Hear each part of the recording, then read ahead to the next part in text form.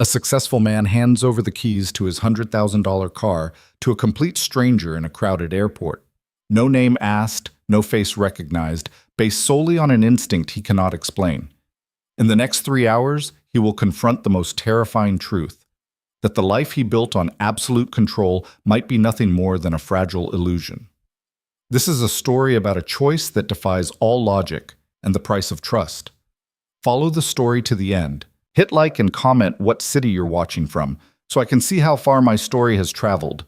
Ethan Cole didn't believe in accidents. At 38, he'd built his entire life around eliminating them. Every decision mapped, every variable accounted for, every risk calculated down to the decimal. It was how a kid from nowhere had clawed his way into running one of the fastest-growing logistics companies on the East Coast. Control wasn't just his strategy, it was his religion, which made the highway pile up on Route 87 feel almost personal. No. Ethan's knuckles went white on the steering wheel as the line of brake lights stretched endlessly ahead. His phone buzzed against the center console. He didn't need to look to know it was another reminder. Flight 2847 to Chicago boards in 47 minutes. 47 minutes to reach an airport that was still 12 miles away through what now looked like a parking lot designed by chaos itself. He grabbed the phone, swiped. The airline app loaded with the smug efficiency of technology that had no idea his entire future was currently sitting in traffic. Gate C14. Boarding, 6:35 p.m. Current time, 5:48 p.m. His jaw tightened. The Hoffman contract was waiting in Chicago. 3 years of strategy, relationship building, and precision execution, all leading to a single meeting tomorrow morning at 9. Miss that meeting, and Stellar Mark Logistics would hand the deal to Draven and Associates before lunch. Ethan had beaten Draven on smaller contracts, but this one was different. This one would double his company's footprint, maybe triple it. This one mattered. He tried the shoulder, blocked by a delivery truck that apparently thought hazard lights made parking legal. He tried honking. The universe responded with the ambient sound of 100 other people doing exactly the same thing. This is not happening. But it was. And no amount of discipline or planning could rewrite the fact that somewhere ahead, 2 semis and a sedan had decided to occupy the same space at the same time, turning a highway into a graveyard of schedules. By the time the tow trucks cleared enough lanes for traffic to creep forward, Ethan's flight had already left the ground. He stood in the terminal 40 minutes later, staring at the departure board like it might apologize. It didn't. Gate C14 now displayed a cheerful "departed" in green letters that felt almost mocking. The ticket counter offered him the next available flight, 6:20 a.m., 13 hours from now. Anything sooner? Ethan asked, though he already knew. The agent, a woman in her 50s with the patience of someone who delivered bad news 10,000 times, shook her head. Everything's booked solid tonight, conference season. Best I can do is get you confirmed on the morning flight and put you on standby for the red eye at 11, but I wouldn't count on it. Ethan didn't count on things. He made them happen, except apparently not tonight. He took the boarding pass, walked away from the counter, and stood in the middle of the terminal concourse feeling something he hadn't felt in years. Helpless.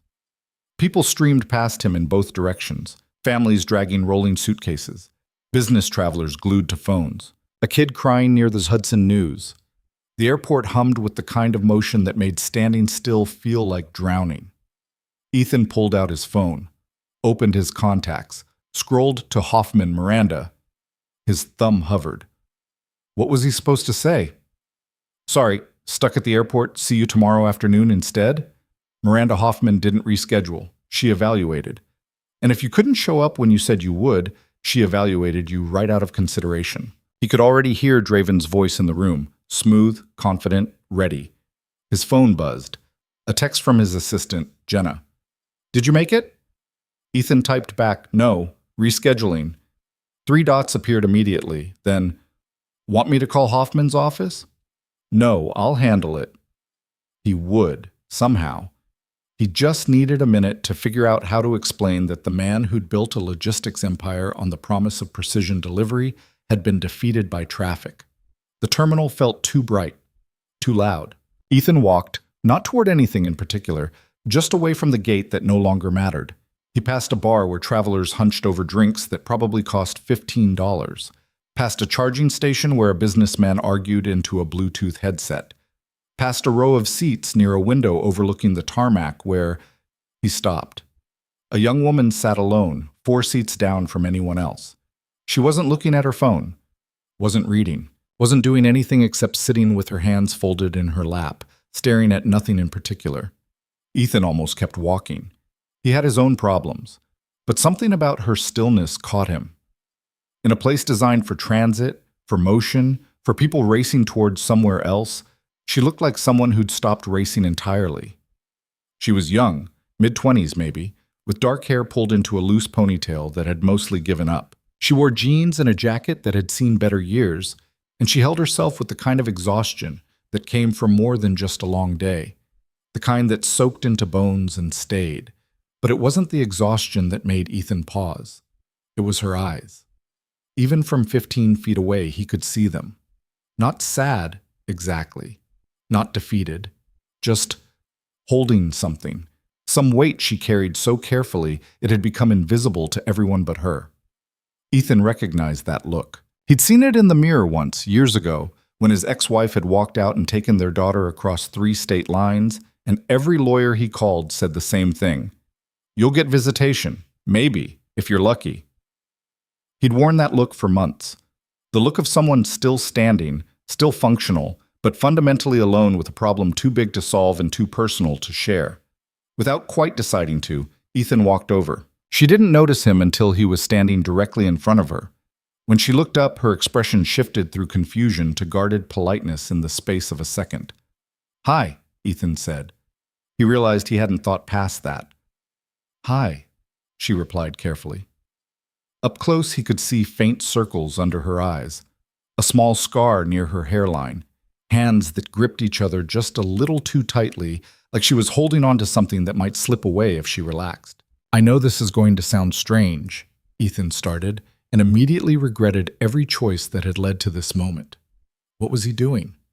He didn't talk to strangers. He barely talked to people he knew, but he was already committed.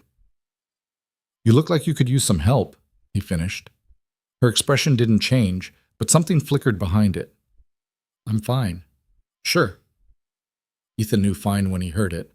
Fine was what you said when you couldn't afford to be anything else. "Look, I don't know your situation, and I'm not asking, but if you need money for food or a ticket or whatever—" He reached for his wallet. "I don't need money." Her voice was quiet but firm, not defensive, just factual. Ethan paused, wallet half open. "Okay, but thank you." She looked away, back toward the window.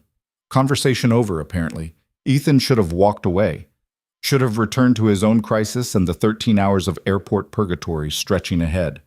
Instead, he sat down 2 seats away from her. She glanced at him, surprised. "Missed my flight," Ethan said, as if that explained anything. "I'm sorry." "Not your fault." They sat in silence for a moment. Outside, a plane pushed back from a gate, lights blinking against the darkening sky. "I'm Ethan," he said. She hesitated. "Arya." "Nice to meet you, Arya." Another silence, this one longer. Ethan watched people walk past and wondered what he was doing. He had calls to make, emails to send, a disaster to manage. But the calls would sound the same no matter when he made them, and the disaster wasn't going anywhere. "Can I ask you something?" Arya's voice was soft, but it cut through his thoughts cleanly. "Sure." "Why did you come over here?" Good question. Ethan didn't have a good answer. "I don't know," he admitted. "You looked like someone who—" He stopped, started over. "You looked like someone who needed something, and I'm stuck here anyway, and I guess I thought maybe I could help." Arya studied him for a long moment, really looked at him, in a way that made Ethan feel uncomfortably visible. "Do you always try to solve other people's problems?" she asked. "I usually try to solve my own." He smiled without humor. "I'm not doing great at that today." "What's your problem?" "I needed to be in Chicago 6 hours ago. Instead, I'm here until tomorrow morning, and the deal I've been working on for 3 years is probably falling apart while I sit in this airport." Arya nodded slowly. "That sounds hard." Yeah. He appreciated that she didn't try to fix it or minimize it or tell him it would work out. She just acknowledged it. They fell quiet again. The terminal PA system announced a boarding call for Phoenix. Somewhere behind them, a child laughed. I do need something, Arya said suddenly. Ethan turned. Okay, what? She looked at him dead on, and there was something in her expression he couldn't quite read. Fear, maybe, or the absence of fear, which was somehow more unsettling. Your car. Ethan blinked. What? I need to borrow your car. He stared at her, waiting for the punchline. It didn't come. You're serious? Yes. You want to borrow my car? Yes. You don't know me. I don't know you. I just walked up to you 5 minutes ago. I know. Ethan laughed. Not because it was funny, but because the sheer absurdity of the request had temporarily overridden his ability to process reality. No, that's insane. I'll bring it back. He shook his head.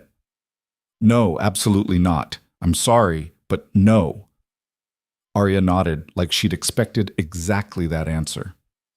Okay.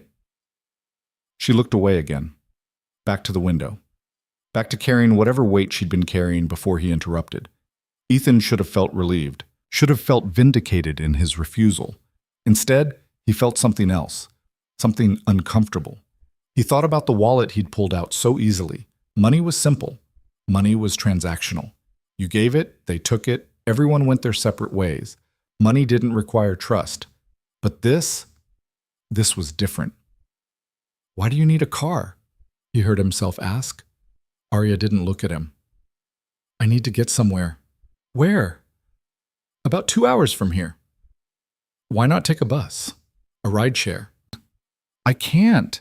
Why not? She finally turned back to him.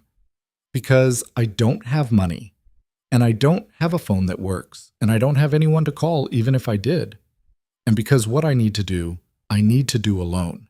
In a way that doesn't leave a digital trail or require explaining myself to a stranger who's going to ask questions I can't answer. The honesty hit him like cold water. So you thought you'd ask a different stranger for his car instead? Yes. That's the plan. That's the plan. Ethan leaned back in his seat. This was objectively the stupidest conversation he'd had in years. Maybe ever. You understand how that sounds, right? He said. I do. You understand that no rational person would say yes to that. I do. And you asked anyway. Arya's expression softened slightly. Not quite a smile, but close. I'm not having a rational day. Despite himself, Ethan almost laughed. Yeah, me neither, apparently. He looked at her. Really looked. At the worn jacket and the careful hands and the eyes that held too much. At the person who'd refused his money but asked for his trust instead. Every instinct he'd honed over 38 years screamed at him to walk away. Cars got stolen every day by people who seemed perfectly nice. That's how scams worked. That's how people got taken. But something about Arya didn't read like a scam. She didn't look desperate. She looked determined. There was a difference. What's in it for me? Ethan asked. Nothing, except knowing you helped someone who needed it. That's a terrible deal. I know. I could just call security right now. You could. Or I could say no and walk away. You could do that too. But he wasn't doing either of those things. He was still sitting here, having the most ridiculous negotiation of his life with a woman whose last name he didn't even know. How do I know you'll bring it back? Ethan asked. You don't. How do I know you even know how to drive? You don't. How do I know this isn't some elaborate setup? You don't. Ethan exhaled slowly. You're really not selling this. I'm not trying to sell it. I'm just telling you what's true. And that somehow was what got him. Not a promise. Not a guarantee. Just the flat acknowledgement that she was asking him to take a leap with no net, and she wasn't going to pretend otherwise. He thought about the Hoffman contract, about the 13 hours until his next flight, about the fact that his car was just sitting in long-term parking, doing nothing, while his entire professional life hung in the balance. He thought about his daughter, Sophie, who he saw every other weekend when his ex-wife allowed it. About the last time she'd asked him to trust her about something, a sleepover at a friend's house he didn't know, and he'd said no because he couldn't verify the details. The look on her face when he'd explained that trust required information. He thought about Miranda Hoffman, who he'd never met, but who would judge him tomorrow based entirely on whether he showed up when he said he would. He thought about the last 10 years of his life, built on control and caution, and never ever giving anyone the chance to disappoint him. And then he thought, what if I'm wrong? What if the last 10 years had been one long exercise in protecting himself from a risk that didn't actually exist? What if trust wasn't the dangerous thing? What if hiding from it was? Ethan pulled his keys from his pocket. Arya's eyes widened slightly. Silver Honda Accord, Ethan said. Long-term parking, Section D, row 12. License plate November Kilo 732. 9. He held out the keys. Arya didn't take them immediately. She just stared at them, then at him. You're serious, she said. Apparently. Why? Good question. Ethan didn't have a good answer for that one either. Because you asked, he said finally, and because I've spent the last decade making the safe choice, and it hasn't made me any happier, so maybe it's time to try something stupid. Arya reached out slowly and took the keys. Her fingers brushed his for half a second. 3 hours, she said. I'll have it back in 3 hours. Okay, I promise. I believe you. And the strange thing was, he did. Arya stood. She looked at him one more time, and something in her expression shifted. Gratitude, maybe, or recognition. Thank you, she said quietly. Don't make me regret this. I won't. She walked away quickly before either of them could change their minds. Ethan watched her disappear into the crowd, his car keys clutched in her hand, and felt the kind of vertigo that comes from stepping off a cliff you didn't know was there. What had he just done? He pulled out his phone, opened the rideshare app. If this went sideways, he'd need transportation home. Assuming he still had a home to go to after his insurance company found out he'd voluntarily handed his vehicle to a stranger. But he didn't call a ride. Not yet. Instead, he sat back down in the same seat and stared at the same window and waited. 3 hours, she'd said. The first hour crawled. Ethan tried working, opened his laptop, pulled up the Hoffman presentation, stared at slides he'd already memorized and couldn't make himself care about. The numbers were right. The projections were solid. The pitch was airtight. None of it mattered if he wasn't in the room. He closed the laptop, checked his phone. No messages. Not that he expected any. Arya didn't have his number, didn't have any way to contact him, which meant if she decided to keep driving, he'd have no way to find her. His insurance agent was going to love this conversation. The second hour was worse. Doubt crept in like water through a cracked foundation. What had he been thinking? He didn't know this woman, didn't know her story, didn't know if anything she'd said was even true. She could be in another state by now. Could have sold the car to a chop shop, could be laughing with friends about the idiot in the airport who handed over his keys like it was nothing. Ethan stood, paced, sat back down. He thought about calling the police, reporting it stolen, but what would he say? I gave my car to a stranger and now I'm having second thoughts? They'd laugh him out of the precinct. He checked the time. 2 hours, 40 minutes since she'd left. His phone rang. Jenna. Hey. Ethan answered. Did you talk to Hoffman's office? Her voice was tight with stress. Not yet. Ethan, it's almost 9. If you're going to cancel, I'm not canceling, I'll be there. How? Your flight doesn't land until 8:45 and the meeting's at 9. I'll figure it out. Silence on the other end. Then, are you okay? I'm fine. You don't sound fine. I'm sitting in an airport waiting for a stranger to return my car so I can drive through the night to Chicago for a meeting that might already be over. How fine should I sound? Wait, what? Ethan closed his eyes. Never mind. I'll call you later. He hung up before she could ask more questions he didn't want to answer. The third hour was the worst, because by the third hour, Ethan wasn't thinking about the car anymore. He was thinking about what it meant that he'd given it away. For 10 years, he'd operated on a simple principle. Trust no one, control everything, expect nothing. It had kept him safe, kept him functional, kept him from getting hurt the way he'd been hurt when Rebecca left. When the custody lawyer told him fathers didn't have the same rights as mothers. When his daughter asked why she couldn't live with him, and he had to explain that sometimes life wasn't fair. Control was safer than trust. Always. Except it was also lonelier. Ethan thought about Arya's face when she'd taken the keys, the surprise in her eyes. Like she hadn't actually expected him to say yes. Like she'd asked because she was desperate, not because she thought it would work. And he'd said yes anyway. Why? The honest answer, the one he didn't want to look at too closely, was that he was tired. Tired of being careful. Tired of being right. Tired of winning negotiations and losing everything else. His phone buzzed. Unknown number. Ethan's heart kicked. He answered. Hello? Mr. Cole? A woman's voice, not Arya's. Yes? This is Sandra from the airport parking office.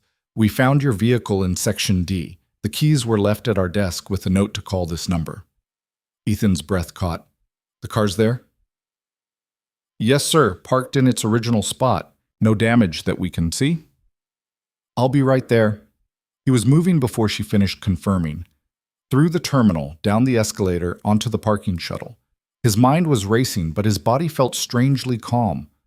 She'd brought it back. The shuttle dropped him at Section D. He walked quickly past rows of cars until he spotted it, the silver Honda, exactly where he'd left it that morning, exactly where Arya had returned it. Ethan approached slowly, checked the exterior. No scratches. No dents. He unlocked it with the spare fob from his wallet and opened the driver's door. Everything looked normal.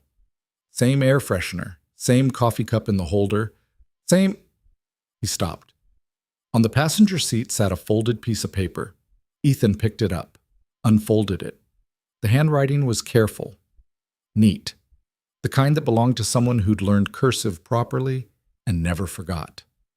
Ethan, I don't know how to thank you for what you did tonight. You didn't know me. You had every reason to say no, but you didn't. 3 years ago, I lost someone I loved very much. After that, I lost myself. I made mistakes, hurt people, ran from things I should have faced. Tonight was supposed to be the night I finally fixed one of those mistakes, returned something I took from someone who deserved better. I couldn't have done it without you. You gave me trust when I didn't deserve it. That changed something in me. Reminded me that people can still surprise you. That maybe I'm not as broken as I thought. I hope your meeting goes well. I hope you get everything you've worked for. But more than that, I hope you keep taking chances like the one you took tonight. The world needs more people like you. Thank you for seeing me. Arya Pultz. Ethan read it twice. Then he sat in the driver's seat and stared at the dashboard and felt something crack open in his chest. She'd done it. Not just returned the car, but done whatever she needed to do. Fixed whatever needed fixing. And she'd done it because he trusted her. He checked the time. 9:47 p.m. If he left now, right now, he could make Chicago by sunrise. Grab a shower at a hotel, change clothes, walk into that meeting tired but present. Ethan started the car, but before he pulled out of the parking space, he looked at the note one more time. Thank you for seeing me. When was the last time someone had seen him? Really seen him, the way Arya had when she'd asked why he came over? Not Ethan Cole, the CEO. Not Ethan Cole, the single father with limited custody. Just Ethan. A person having a bad day who chose to help anyway. He folded the note carefully and put it in his pocket. Then he drove. The highway was quiet at night. Ethan set the cruise control and let the miles disappear beneath him. He thought about calling Jenna to tell her he was on the way. Thought about rehearsing the pitch one more time in his head. Instead, he thought about Arya. About where she was now. Whether she'd made it home safely. Whether the things she'd needed to fix had stayed fixed. He'd never know. And somehow, that was okay. Because the transaction hadn't really been about the car. It had been about this moment when two strangers crossed paths in an airport and chose, against all logic, to trust each other. Ethan had spent 10 years avoiding that moment. Tonight, he'd walked straight into it. And the sky hadn't fallen. The world hadn't ended. He'd taken a risk, and it had worked out. Maybe not the way he'd planned, but maybe better. By the time the Chicago skyline appeared on the horizon, the sun was rising behind him. Ethan felt the exhaustion in his bones, but under it was something else, something that felt almost like hope. He pulled into the hotel parking lot at 7:30 a.m., checked in, showered, put on the spare shirt he kept in his laptop bag. At 8:45, he walked into the lobby of the Hoffman building. At 8:59, he was seated across from Miranda Hoffman. She was exactly what he'd expected. Sharp suit, sharper eyes, the kind of handshake that communicated both welcome and evaluation. "Mr. Cole," she said, "I heard you had some travel trouble yesterday." "I did," Ethan replied, "but I'm here now. That's what matters." She opened a folder. "Shall we begin?" The meeting lasted 90 minutes. Ethan delivered the pitch exactly as planned. The numbers held. The projections landed. Miranda asked hard questions, and he had good answers. But somewhere in the middle of it, Ethan realized something. The contract mattered. But it wasn't the thing. The thing was the choice he'd made in the airport. The moment when he'd decided that being right was less important than being human. When the meeting ended, Miranda stood and shook his hand again. "We'll be in touch by end of week," she said. "I look forward to it." Ethan walked out of the building into the bright Chicago morning. His phone buzzed immediately. 3 missed calls from Jenna, 2 from his CFO, 5 emails flagged urgent. He'd deal with all of it later. Right now, he just wanted to stand in the sunlight and feel the weight of the last 18 hours settle into something he could carry. His phone buzzed again. A text from Jenna. "How'd it go?" Ethan typed back, "Good, I think." Then he added, "I'll tell you about it when I get back." He wouldn't tell her everything. Some parts of last night belonged only to him and a woman named Arya, who he'd never see again. But he'd tell her enough.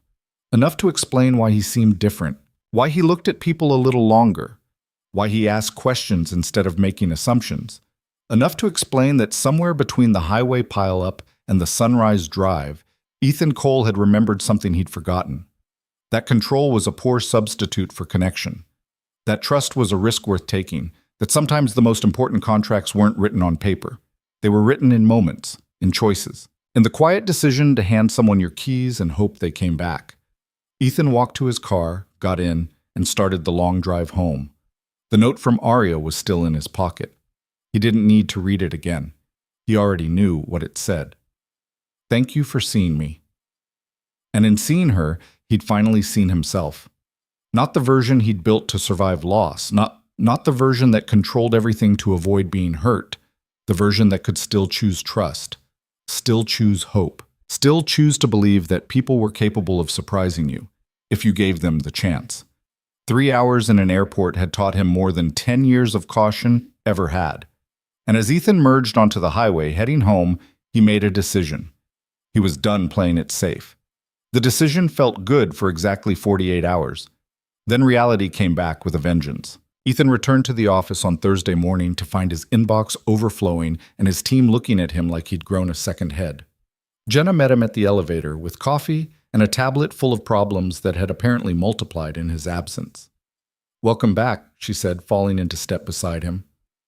"Hoffman's office called twice yesterday. They want revised projections by Monday." "That's fine." "And Marcus from operations says the newer Cub is having system issues again, 3rd time this month. Get him on the phone this afternoon. Also, your ex-wife called the main line." Ethan stopped walking. "Rebecca called here?" "Yesterday around 3. Wouldn't say what it was about, just asked if you were available. I told her you were traveling." "What did she say?" "Just tell him to call me." Jenna's expression was carefully neutral. She'd worked for Ethan long enough to know that any mention of Rebecca meant the temperature in the room was about to drop. Ethan resumed walking. "Anything else?" "Draven sent flowers." That made him pause again. "What?" "Congratulations flowers, to your office. They arrived this morning with a card that says, 'May the best team win.'" Ethan pushed through the glass doors into the executive suite. Sure enough, an enormous arrangement of white lilies sat on his desk like a tasteful threat. "He knows," Ethan said. "Knows what?" "That Hoffman called, that we're still in play." He picked up the card, read the message again. The handwriting was printed, professional, meaningless. But the subtext was clear. I'm watching you. Malcolm Draven had been a thorn in Ethan's side for 5 years, ever since they'd both bid on the same contract for a pharmaceutical distribution network, and Draven had won by undercutting his price by 2%. 2% that Draven's company had eaten as a loss just to keep Ethan from winning. That was Draven's style, petty, calculated, and effective. Want me to throw them out? Jenna asked. No, leave them. Ethan set the card back down. Let him think it's working. The morning disappeared into meetings. Operations update at 9. Financial review at 10. A call with the IT director about the Newark systems at 11:30 that went nowhere productive. By the time Ethan came up for air, it was past 1 and his stomach was reminding him he'd skipped breakfast. He grabbed his phone to order lunch and saw 3 missed calls, all from the same number, Rebecca. He stared at the screen for a long moment. They had a custody arrangement. They had a communication protocol. She called his personal cell for emergencies only, and she emailed about everything else. 3 calls in one morning was either an emergency or a violation of the rules they'd spent 2 years of lawyer fees establishing. Ethan stepped into his office and closed the door before dialing back. She answered on the second ring. Finally. I was in meetings. What's wrong? Nothing's wrong. I need to talk to you about Sophie. His chest tightened automatically. Is she okay? She's fine, but we need to discuss her schedule. What about it? David and I are planning a trip over spring break, 2 weeks in Europe. We'd like to take Sophie. David was Rebecca's husband, the man she'd left Ethan for, though she'd never actually admitted that timeline. They'd gotten married 6 months after the divorce finalized, which told Ethan everything he needed to know. Spring break is my time, Ethan said carefully. I know, that's why I'm calling. I wanted to ask if you'd be willing to swap. Swap for when? We could give you the 2 weeks in July instead. July is already your time. Right, so you get 4 weeks total, 2 in July, 2 whenever else works for you. Ethan sat down heavily in his desk chair. Through the glass wall of his office, he could see Jenna talking to someone from accounting. Normal office life proceeding normally. You're asking me to give up my scheduled time with Sophie so you and David can take her to Europe, he said. I'm asking if you'd be open to rearranging the schedule so she doesn't miss this opportunity. She's 9 years old. She'll have other opportunities. Ethan, no, Rebecca. The answer is no. Silence on the other end. Not the kind that meant she was giving up. The kind that meant she was shifting strategies.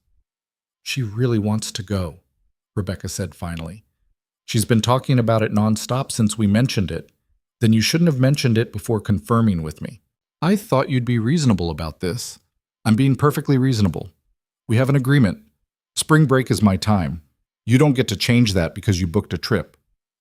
I'm not trying to take anything from you. I'm offering you more time. In July, when I'll be traveling for work. You know that. You know my schedule. So bring her with you. Ethan closed his eyes. This was the same argument they'd had a dozen times in different forms. Rebecca pushing boundaries, Ethan pushing back, both of them pretending it was about logistics when it was really about control. I'm not doing this right now, he said. Doing what? Negotiating over my daughter like she's a business asset. That's not what I'm doing. Then what are you doing? I'm trying to give our daughter an amazing experience and you're making it difficult because you're more concerned with following rules than with what's actually best for her. The accusation hit harder than it should have, because there was truth in it, even if the delivery was designed to wound. Was he being rigid, or was he protecting the only time he was guaranteed to see his daughter? I need to think about it, Ethan said. How long? I don't know, a few days. We need to book flights soon. Then you probably should have called me before pricing tickets. He heard her exhale slowly. Fine. Call me when you've thought about it. She hung up without saying goodbye. Ethan set the phone down and stared at the flowers Draven had sent. White lilies, symbol of death in some cultures. Probably intentional. A knock on the door. Jenna stuck her head in. You okay? She asked. Yeah, just family stuff. She nodded like she understood, even though she couldn't possibly. Jenna was 26 and engaged to a guy who worked in tech. Her biggest relationship problem was probably deciding whether to do a destination wedding. Marcus is online too whenever you're ready, she said. Give me 5 minutes. Jenna left. Ethan pulled Arya's note from his wallet, where he'd transferred it that morning. Read it again for probably the 20th time. Thank you for seeing me. He wondered what Arya would say about the Rebecca situation. Whether she'd tell him to be flexible or to hold firm. Whether she'd see it as protecting his rights or punishing his ex. Probably she'd see through the whole thing to the real question underneath.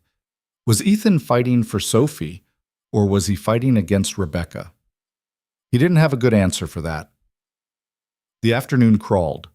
Marcus explained the Newark systems issue in terms that made Ethan's head hurt. Something about server redundancy and network architecture and packets dropping at random intervals. The solution apparently required either a complete infrastructure overhaul or sacrificing a goat under a full moon, and Marcus seemed to think both options were equally viable. How long has this been happening? Ethan asked. Intermittently for 3 months, consistently for 3 weeks. And we're just now escalating it? I escalated it 6 weeks ago. IT said it was a vendor issue. Vendor said it was a configuration issue. Configuration team said it was a capacity issue. Now we're back to it being a vendor issue. Ethan pinched the bridge of his nose. Schedule a meeting with everyone involved. Tomorrow, if possible. Tomorrow's Friday. I'm aware. People don't like Friday meetings. I don't like our Newark hub going down randomly, but here we are. Marcus sighed. I'll set it up. After the call ended, Ethan sat in the quiet of his office and wondered when running a company had stopped feeling like building something and started feeling like putting out fires. Every problem led to 3 more problems. Every solution created new complications. He'd gotten into logistics because he loved the puzzle of it, making complex systems work smoothly. Now it just felt complex. His phone buzzed. A text from a number he didn't recognize. Is this Ethan Cole? He stared at it. Probably spam. Or someone from a conference who'd gotten his number somehow. He should delete it. Instead, he typed back, "Who's asking?" The reply came immediately. "A friend of Arya's. She wanted me to check that you got your car back okay." Ethan's pulse jumped. He read the message twice to make sure he'd understood it correctly. "I did," he wrote. "Everything was fine." "Is she okay?" 3 dots appeared, disappeared, appeared again. "She's okay." Better than she was. She wanted me to say thank you again. She already did. Tell her she doesn't need to thank me. I will. Take care, Ethan. The conversation ended there. Ethan waited to see if anything else would come through, but his phone stayed silent. He wanted to ask more questions. Wanted to know if Arya had made it home safely, if whatever she'd needed to fix had stayed fixed, if she was somewhere stable now, or still struggling. But he didn't have a way to ask, and maybe it was better that way. The transaction was complete. They'd helped each other in the way they could, and now they were done. Except Ethan didn't feel done. He felt like he'd started something without knowing what it was, and now he was supposed to just go back to normal life and pretend nothing had changed. But something had changed. He just didn't know what to do about it. That evening, Ethan drove to his apartment, a 2-bedroom place in a building with a gym he never used, and a view of other buildings exactly like his. He'd moved here after the divorce because it was close to the office and didn't require lawn maintenance or thinking about gutters. It was functional, temporary. He'd been living there for 8 years. The place was exactly as he'd left it. Dishes in the sink, laptop on the coffee table. A plant Jenna had given him 2 Christmases ago that was somehow still alive despite his best efforts at neglect. Ethan ordered Thai food he didn't want and turned on the TV to a basketball game he didn't care about. Normal Thursday evening, normal life. His phone rang, Sophie's name on the screen. He answered immediately. "Hey, kiddo." "Hi, Dad." Her voice was small, careful. "What's up?" "Mom said I should call you." "Oh yeah? What about?" "The Europe trip." Of course.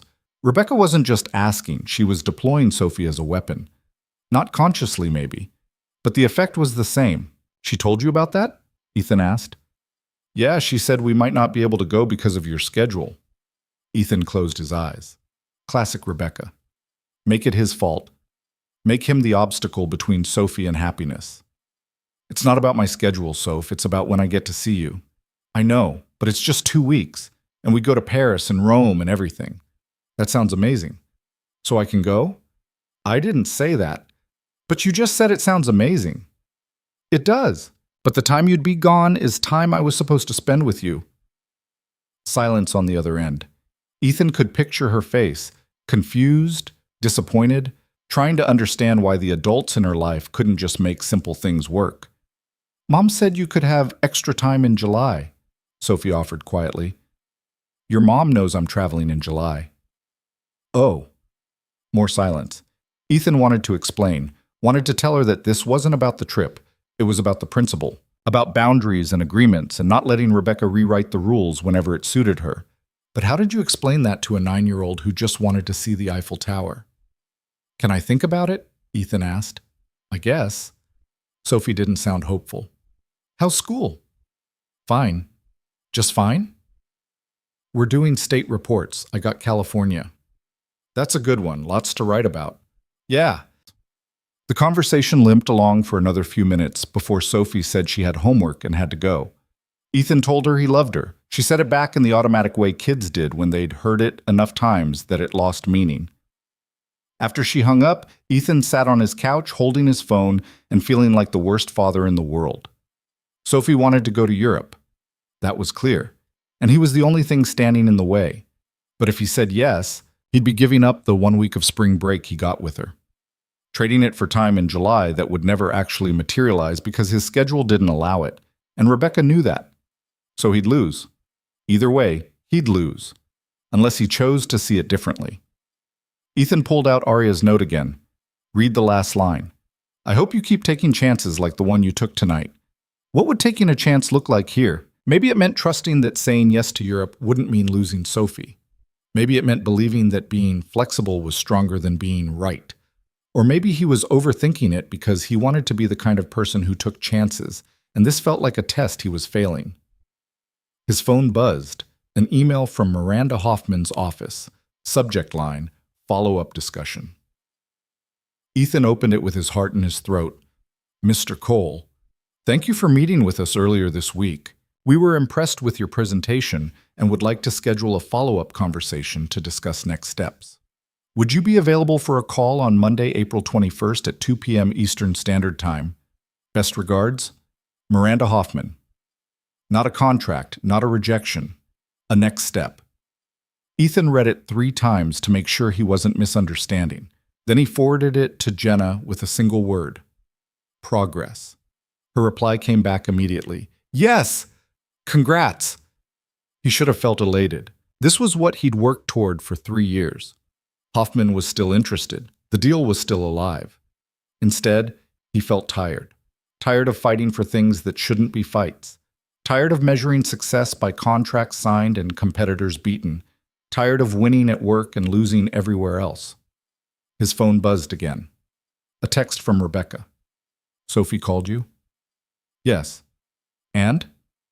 Ethan stared at the message. He could feel the pressure in it. The expectation that he'd fold because that's what good fathers did. They put their kids first, even when it meant getting walked over. But what if putting Sophie first meant showing her that boundaries mattered? That agreements weren't just suggestions? That her father wasn't someone who could be manipulated by emotional appeals? Or what if putting Sophie first meant letting her have this experience, even if it cost him something? He didn't know.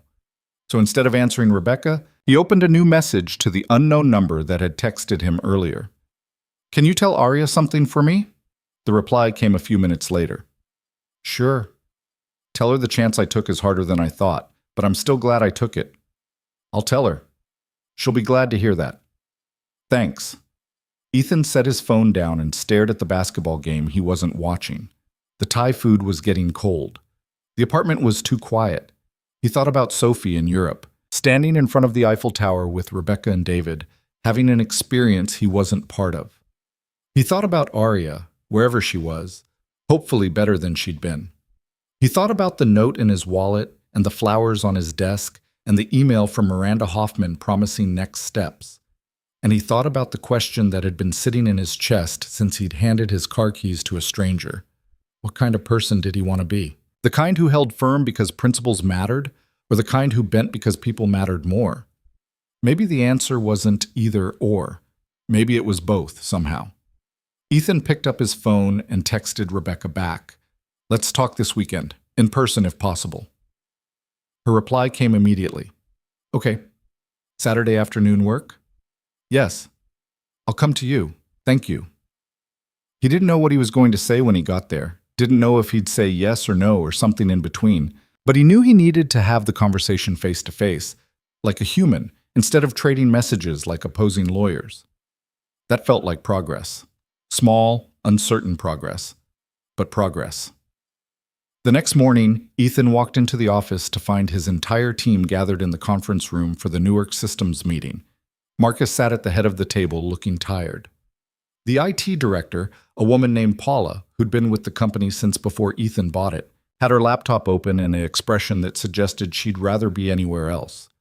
3 other people Ethan vaguely recognized from operations and tech support filled out the rest of the seats. Morning, Ethan said, taking the chair at the opposite end from Marcus. Let's figure this out. For the next 90 minutes, they dug into the problem. Paula walked through logs that meant nothing to Ethan, but apparently told a story to people who spoke computer. Marcus explained the business impact, shipments delayed, customers frustrated, revenue at risk. The tech support team pointed fingers at the vendor. The vendor, on speakerphone, pointed fingers back. It was exhausting and circular, and exactly the kind of meeting Ethan hated. But somewhere in the middle of it, something shifted. Paula stopped mid-sentence during an explanation of packet routing and said, "You know what? This is stupid. We're all talking around the problem instead of fixing it." Everyone looked at her. "The vendor's not going to take responsibility," Paula continued. "They never do. And we can keep escalating and documenting and covering our asses, or we can just rebuild the infrastructure ourselves and be done with it. That'll cost twice as much, Marcus said. In the short term, yes, but we'll own it, and we won't be having the same meeting 6 months from now." "What's the timeline, Ethan asked. 4 weeks if we prioritize it, 6 if we don't. And it'll solve the problem permanently?"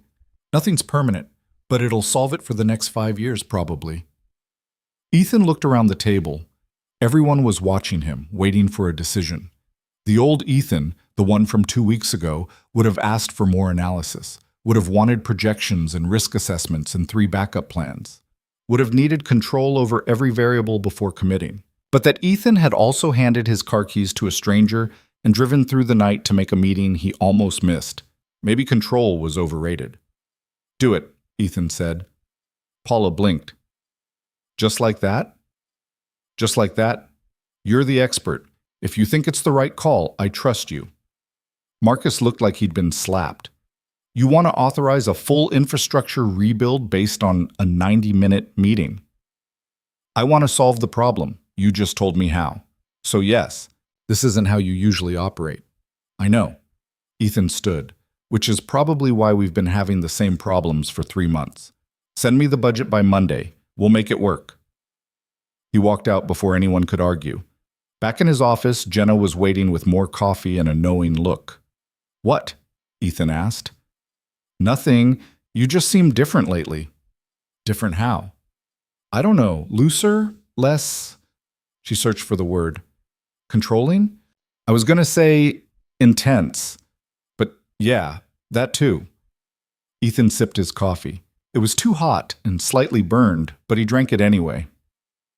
"Maybe I'm tired of being intense," he said. "Is this about the airport thing?" He'd told her the basics. Missed flight, long drive, made the meeting anyway. He hadn't mentioned Aria or the car or the 3 hours of doubt in the terminal. "Maybe," he admitted. "Well, whatever it is, keep it up. You seem more human." "As opposed to what? As opposed to a logistics robot?" She grinned. "A very effective logistics robot. But still." After she left, Ethan sat at his desk and thought about that. More human. Was that what this was? He pulled up his calendar. Saturday was blank. Sunday had a note that said Sophie 2 to 6, because that was his scheduled time with her this weekend. 4 hours. That's what he got. And he was about to negotiate giving up 2 weeks of scheduled time for the promise of extra time he'd probably never actually use. It was a terrible trade. But maybe terrible trades were worth it sometimes, if they meant your daughter got to see Paris. Ethan picked up his phone and called Rebecca. She answered on the third ring. Hey, hey, about tomorrow. Can we make it earlier? I want to take Sophie to lunch first, just the two of us. Then we can talk after.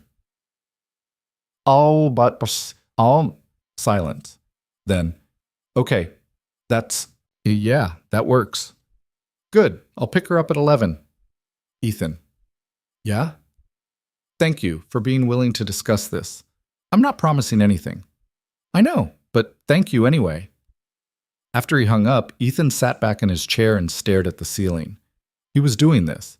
He was actually going to have a reasonable conversation with his ex-wife about rearranging custody instead of treating it like a territorial dispute. The old Ethan would have been horrified. The new Ethan, if that's what this was, felt something almost like relief. Because maybe the point wasn't winning.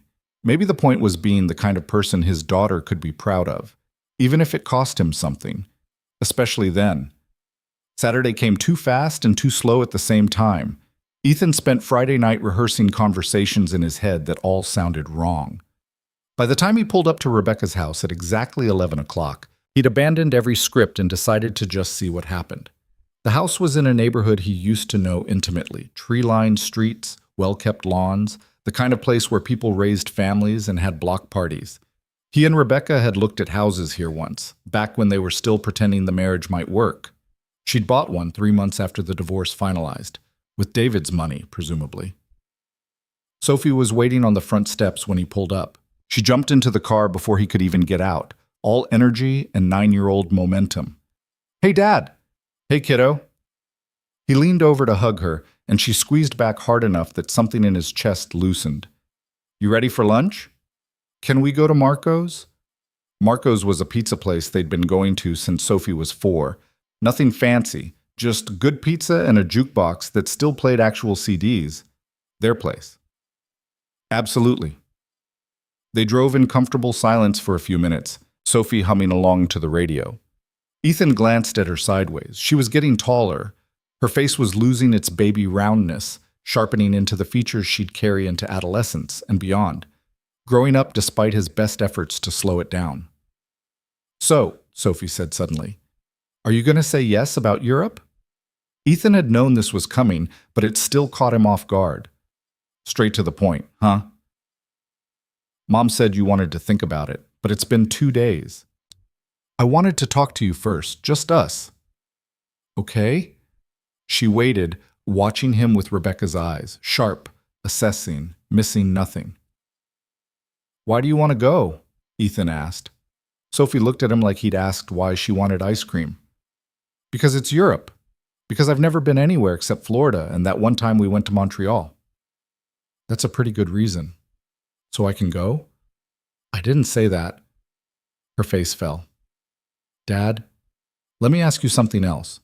If you go to Europe, that means I don't get to see you for spring break. You know that, right? Mom said you'd get extra time in July. I'm traveling in July. For work. So that time wouldn't really work. Sophie was quiet for a moment. Oh. Yeah. So if I go, you just don't see me? For those 2 weeks, no. She processed that, her expression serious in a way that made her look older than 9. That sucks. Yeah, it does. But it's only 2 weeks. It is. But it's 2 weeks I was looking forward to. We could do something special when I get back, Sophie offered. Like a makeup trip. We could. Ethan pulled into Marco's parking lot and shut off the engine. But I want you to understand something, Soph. This isn't about the time. Not really. Then what's it about?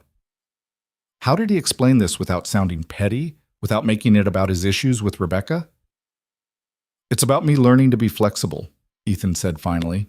About not always needing things to go exactly according to plan. Sophie frowned. You're really bad at that. Despite himself, Ethan laughed. Yeah, I know. Mom says you're a control freak. Mom's not wrong.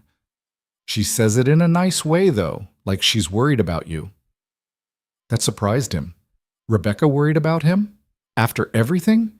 They went inside and ordered large pepperoni for sharing, root beer for Sophie, iced tea for Ethan. The place was half empty, the lunch rush not yet started. They took their usual booth by the window. Can I ask you something? Sophie said once they were settled. Always. Why did you and Mom get divorced? Ethan nearly choked on his tea. This was new territory. Sophie had been 6 when it happened, young enough that she'd accepted the explanations they'd given her. Sometimes people stop being a good fit. Everyone still loves you. Nothing is your fault, without pushing for details. That's a big question, Ethan said carefully. I'm old enough now. I want to know. Was she? Ethan looked at his daughter and saw someone who was neither child nor teenager, caught in that strange in-between place where the world started making less sense instead of more. Your mom and I wanted different things, he said, and we stopped being able to talk to each other without fighting. What kind of different things? I wanted to build the company. She wanted me home more. I wanted everything planned out. She wanted to be more spontaneous. After a while, those differences got bigger instead of smaller. So you just gave up? The accusation in her voice stung. It wasn't like that. Then what was it like? Ethan picked up a napkin, folded it, unfolded it. It was like we were speaking different languages, and neither of us was willing to learn the other person's. So eventually we stopped trying. Sophie absorbed that. Do you hate her? No, not even close. Does she hate you? I don't think so. I hope not. Then why can't you just figure it out? Like with the Europe thing. Why does it have to be so complicated? Because I'm scared of losing what little I have, Ethan thought. Because every compromise feels like losing ground. Because I've spent 10 years building walls and I don't know how to take them down. But he couldn't say that to his daughter. Because adults are idiots sometimes, he said instead. Sophie grinned. Mom says that too. See? We agree on something. The pizza arrived, and they ate in silence for a while. Ethan watched Sophie maneuver a slice that was almost too big for her hands and felt the weight of every decision he'd made since the divorce. Every missed soccer game because of a work trip. Every rescheduled weekend because of a crisis at the warehouse. Every time he'd chosen control over connection because control felt safer. And it hit him that Sophie was right. It was only 2 weeks. 2 weeks out of a lifetime of weeks. 2 weeks that would give her memories and experiences she'd carry forever. What was he protecting by saying no? His scheduled time? His sense of being right? Or was he protecting himself from the fear that if he bent even a little, everything would break? Dad? Sophie's voice pulled him back. Yeah? You okay? Yeah, kiddo, I'm good. She tilted her head, studying him. You look sad. Not sad, just thinking. About what? About the fact that holding on too tight was the same as letting go, Ethan thought. About how Arya had asked for trust when she could have asked for anything easier. About how the scariest thing he'd done in years was hand his car keys to a stranger, and somehow that had been the right choice. About Europe, he said. Sophie's eyes went wide. And I think you should go. She shrieked loud enough that the couple in the next booth looked over. Really? Really? Oh my gosh, thank you, thank you, thank you. She launched herself across the table to hug him, nearly knocking over both drinks in the process. Ethan hugged her back and felt something in his chest crack open. Relief, maybe. Or grief for all the times he'd chosen being right over moments like this. You have to promise me something, though, he said when she finally sat back down. Anything. You have to send me pictures and tell me about it when you get back. Every detail. I will. I promise. And we do that makeup trip you mentioned, somewhere you pick. Can we go to the beach? Absolutely. Sophie was practically vibrating with excitement. She pulled out her phone, the basic one Rebecca let her have for emergencies, and immediately started texting, probably telling Rebecca the news. Ethan finished his pizza and watched his daughter glow with happiness, and tried to remember the last time he'd felt that light. After lunch, they went back to Rebecca's house. David's car was in the driveway now, a sleek black sedan that probably cost more than Ethan's entire college education. He felt the old resentment start to surface and pushed it back down. Not today. Sophie ran inside, yelling about Europe. Ethan followed more slowly. Rebecca met him at the door. She was dressed casually, jeans and a sweater, but somehow still looked put together in a way Ethan never managed on weekends. Behind her, David appeared briefly, waved, and then wisely retreated to another part of the house. She told me, Rebecca said. Thank you. You don't have to thank me. She's my daughter too. I know, but I also know this wasn't easy for you. They stood awkwardly in the foyer, two people who'd shared a life and now barely knew how to share a conversation. Can we talk? Ethan asked. Just for a few minutes. Rebecca nodded and led him to the kitchen. It was nicer than he remembered. New countertops, updated appliances, the kind of renovation they'd always talked about doing to their old place but never got around to. She poured 2 glasses of water without asking and slid one across the island to him. I want to revise the custody agreement, Ethan said. Rebecca's expression shifted immediately to guarded. Ethan, not in the way you think. I want more flexibility. Both ways. She sat down slowly on one of the bar stools. I'm listening. This thing with Europe made me realize how rigid we've been, and I think that's mostly my fault. I've been so focused on protecting my time with Sophie that I haven't been focused on what's actually best for her. You're not wrong about that, Rebecca said carefully. I know, so I want to change it. I want us to be able to adjust the schedule when it makes sense, without lawyers and formal requests and all the nonsense we've been doing. What does that look like? I don't know exactly, but maybe it means I trust you to make good decisions about trips and activities, and you trust me to do the same, and we talk to each other like adults instead of adversaries. Rebecca studied him for a long moment. What happened to you? What do you mean? You're different, not just today. I've noticed it the last few weeks. You're less, less armored. Ethan thought about the airport, about Arya's note still in his wallet, about the choice to trust when everything in him screamed not to. I learned something recently, he said, about the cost of always playing it safe. Which is? That you end up safe and alone. And that's not actually better. Rebecca's expression softened. I'm glad you're figuring that out. For what it's worth, I never wanted us to be enemies. I know. I made it that way by turning everything into a negotiation. We both did that. Maybe. But I could have been better. They sat in silence for a moment. Outside, Ethan could hear Sophie laughing at something. David's voice murmured a response. He's good to her, Ethan said quietly. David, I can see that. Rebecca looked surprised. That means a lot, Ethan. Thank you. I should have said it sooner. I was too busy being angry. You had a right to be angry. Maybe. But it wasn't helping anyone. Rebecca reached across the island and touched his hand briefly.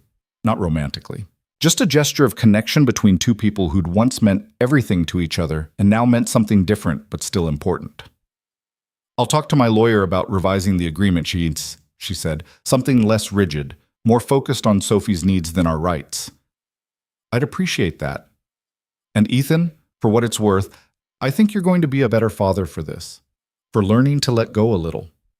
He wanted to argue, to defend the version of himself that had held on so tight for so long. But she was right. I hope so, he said instead. They talked for another 20 minutes about logistics, when Sophie would leave, what she needed to pack, who to call in emergencies. Adult conversation about adult responsibilities, without the undercurrent of hostility that usually accompanied these discussions. When Ethan finally left, Sophie ran out to give him one more hug. Love you, Dad. Love you too, kiddo. Have fun in Europe. I will. He drove away feeling lighter than he had in months, maybe years. The rest of the weekend passed quietly. Ethan caught up on work, went for a run he didn't hate, ordered takeout and watched a movie he'd been meaning to see. Normal weekend things that felt different somehow because he wasn't spending them angry or anxious. Monday morning, he was back in his office by 7:30, reviewing the infrastructure budget Paula had sent over. The number was higher than he'd expected, but still reasonable. He approved it with a quick email and moved on to the next thing. At exactly 2 o'clock, his phone rang. Miranda Hoffman's office. Ethan took a breath and answered. This is Ethan. Mr. Cole, please hold for Miranda Hoffman. A click. 30 seconds of hold music that sounded like it had been composed specifically to make people anxious. Then a voice he recognized from the Chicago meeting. Ethan, thanks for making time. Of course. Good to hear from you. I'll get right to it. We've completed our internal review and we'd like to move forward with Stellarmark as our primary logistics partner. Ethan's hand tightened on the phone. That's excellent news. We'll need to work through contract details, of course, and there are some specific performance benchmarks we'll want to include. But assuming we can reach agreement on terms, we're prepared to sign by the end of the month. We can make that work. Good. My team will send over a draft contract by Wednesday. Review it with your counsel and let me know what questions you have. I will. Thank you, Miranda. This is a significant opportunity for us. I hope it will be significant for both our organizations. She paused. For what it's worth, Ethan, you weren't the only candidate we considered, but you were the one we trusted to deliver. That matters more than the numbers. After they hung up, Ethan sat very still at his desk. He'd done it. 3 years of groundwork, relationship building, strategic positioning, all of it had paid off. The Hoffman contract was his. Stellarmark's revenue would double, maybe triple. This was the deal that would establish them as a major player in the industry. He should have felt ecstatic, should have been calling Jenna, popping champagne, planning the press release. Instead, he felt strangely calm, like this was just one thing among many things, not the only thing that mattered. His phone buzzed. A text from that same unknown number. Aria wanted you to know she's doing well. She got the job she was hoping for. She starts next week. Ethan smiled. That's great. Tell her I'm happy for her. She says to tell you, trust works both ways. Whatever you're working on, it's going to turn out okay. He read that twice. How did she know he was working on something? Thanks, he typed. Tell her that meant a lot. Will do. Ethan set his phone down and looked out the window of his office. The city stretched out below him, thousands of people moving through their lives, each carrying their own weight of decisions and consequences and moments that mattered. Somewhere out there, Aria was starting over with a job she'd earned by fixing something broken. Sophie was probably in class learning about California or multiplying fractions or whatever fourth graders learned. Rebecca was maybe having coffee with David, talking about Paris itineraries.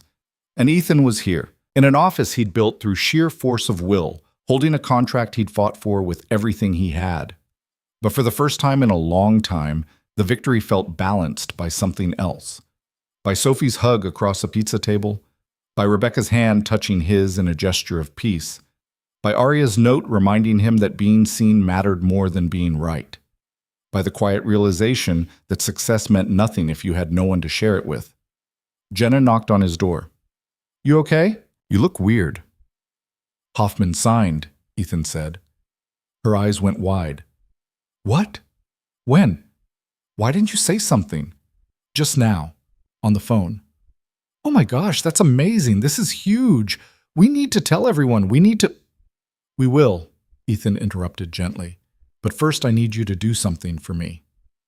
Anything. Block out my schedule for the last week of July. Jenna blinked. That's your heavy travel week. You have 3 site visits scheduled. Reschedule them? To when? I don't care. Just make it work. Can I ask why? I'm taking my daughter to the beach. Jenna stared at him for a long moment. Then she smiled. Okay, I'll make it work. Thank you. After she left, Ethan pulled up his calendar and looked at all the color-coded blocks representing meetings and deadlines and commitments. His life, mapped out in 30-minute intervals. He thought about deleting half of it, starting over with something more balanced, more human, more focused on moments instead of milestones. But he didn't. Because that wasn't realistic, and Ethan was learning to work with reality instead of against it. Instead, he just added one more block to the calendar. Last week of July, color-coded green, which he'd always used for personal time he never actually took. Label, beach trip with Sophie. It looked small there among all the work obligations, almost insignificant. But Ethan stared at it and felt something shift in his chest. This was the thing he had been missing. Not the grand gestures or the perfect plans, just the small choice to show up for the people who mattered, even when it was inconvenient, especially then. His phone rang again. He glanced at the screen. Draven. Ethan almost didn't answer, almost let it go to voicemail, but curiosity won. Cole, he answered. Congratulations. Draven's voice was smooth, practiced. I heard the news about Hoffman. News travels fast. In this industry, always. I wanted to say well done. You earned it. Thank you. Off the record. I'm glad it was you and not someone else. At least I lost to a worthy competitor. Ethan didn't know what to say to that. Draven was many things, but gracious in defeat wasn't usually one of them. I appreciate that, Ethan said finally. Don't get comfortable, though. Next one's mine. I'd expect nothing less. Draven laughed. Good hunting, Cole. He hung up before Ethan could respond. Ethan set his phone down and realized he was smiling. Not because Draven had called, because the competition didn't feel as important as it used to. Winning was good, but it wasn't everything. The rest of the day passed in a blur of congratulatory emails and logistical planning. Paula stopped by to confirm the infrastructure rebuild was moving forward. Marcus sent a message asking if the Hoffman deal meant they could finally upgrade the fleet. Jenna ordered lunch from everyone's favorite Thai place and gathered the team for an impromptu celebration. It was good. All of it was good. But the best part was the text Ethan sent to Sophie at 4 o'clock. Got some good news at work today. Want to celebrate with pizza tomorrow night? Her reply came back immediately. Yes, can we go to Marco's again? Absolutely. Pick you up at 5:30. Love you, Dad. Love you too, kiddo. Ethan looked at that exchange and felt something settle in him. Some piece that had been missing or misaligned finally clicking into place. This was what success looked like when you stopped measuring it by contracts alone. It looked like pizza with your daughter on a Tuesday night, like gracious competitors and flexible custody agreements and infrastructure rebuilds you approved because you trusted your team. It looked like carrying a stranger's note in your wallet to remind you that trust was worth the risk. It looked like being human instead of perfect. And for the first time in longer than Ethan could remember, that felt like enough. That evening, he drove home through traffic that didn't bother him the way it usually did. He thought about calling his parents to share the news about Hoffman, but decided against it. They'd be proud. They'd ask all the right questions. But the conversation would feel performative somehow, like he was checking a box rather than sharing something meaningful. Instead, he ordered Chinese food and pulled up his laptop to review the contract draft Miranda's team would be sending Wednesday. But he found himself distracted, clicking over to his photo gallery instead. Pictures of Sophie from years ago. Baby pictures, toddler pictures, the awkward elementary school years. Her smile changing as she grew but staying essentially the same. Evidence of time passing that he couldn't slow down or control. There was one of her on a beach, maybe 5 years old, building a sandcastle with the kind of intense focus only children had for completely meaningless projects. Ethan remembered taking that photo, remembered thinking even then that these moments were the ones that mattered, not the deals or the victories or the professional accomplishments, but he'd forgotten that lesson somewhere along the way. Or maybe not forgotten.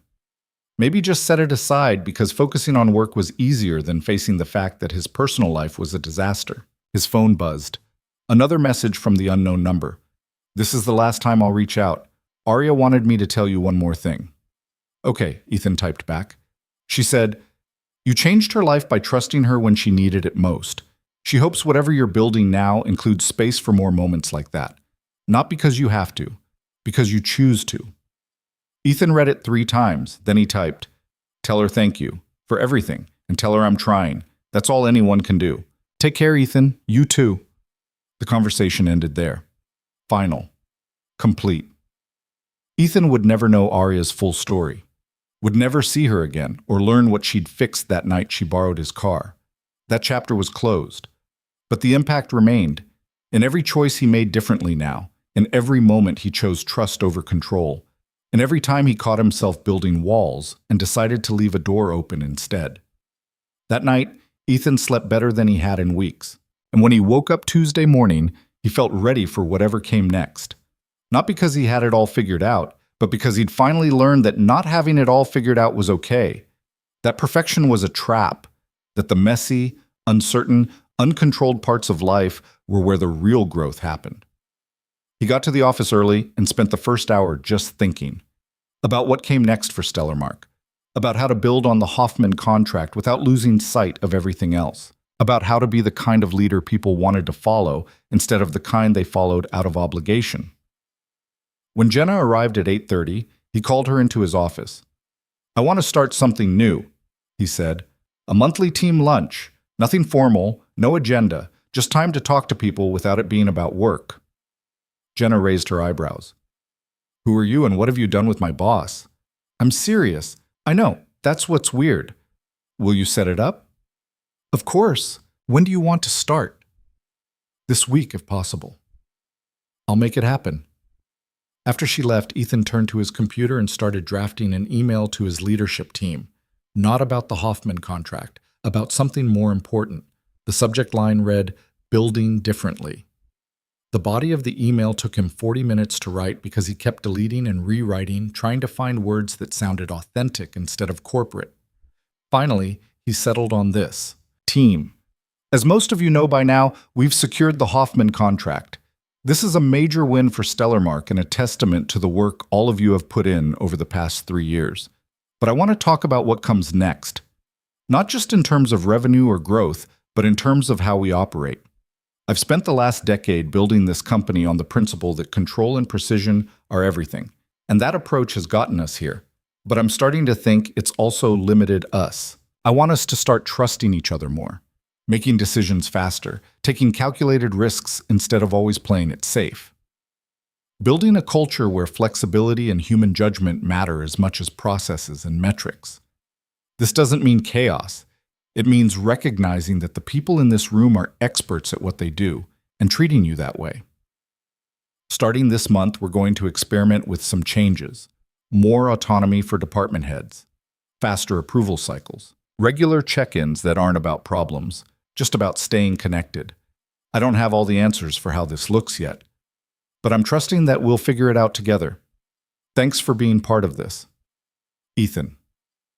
He read it over 3 times, then hit send before he could second-guess himself. Within 5 minutes, responses started coming back. Paula. About time. I'm in. Marcus. This is different. Good different. Jenna. Who are you and what have you done with Ethan Cole? Ethan smiled and closed his email. Then he pulled out Arya's note one last time, unfolding it carefully. Thank you for seeing me. He'd been thinking about that line for days now, about what it meant to really see someone, not just acknowledge them, but recognize their humanity, their struggle, their worth. He'd seen Arya in the airport because something about her stillness had cut through his own crisis. And in seeing her, she'd somehow seen him too. Seen past the suit and the schedule and the carefully controlled exterior to the person underneath who was tired of being so defended all the time. Maybe that was the real gift of that night. Not that he'd helped someone, but that in helping someone, he'd remembered how to be helped, how to be vulnerable, how to be human.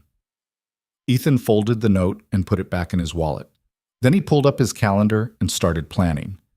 Not just work things, life things, the beach trip with Sophie, a weekend to visit his parents, maybe even a date, if he could remember how those worked.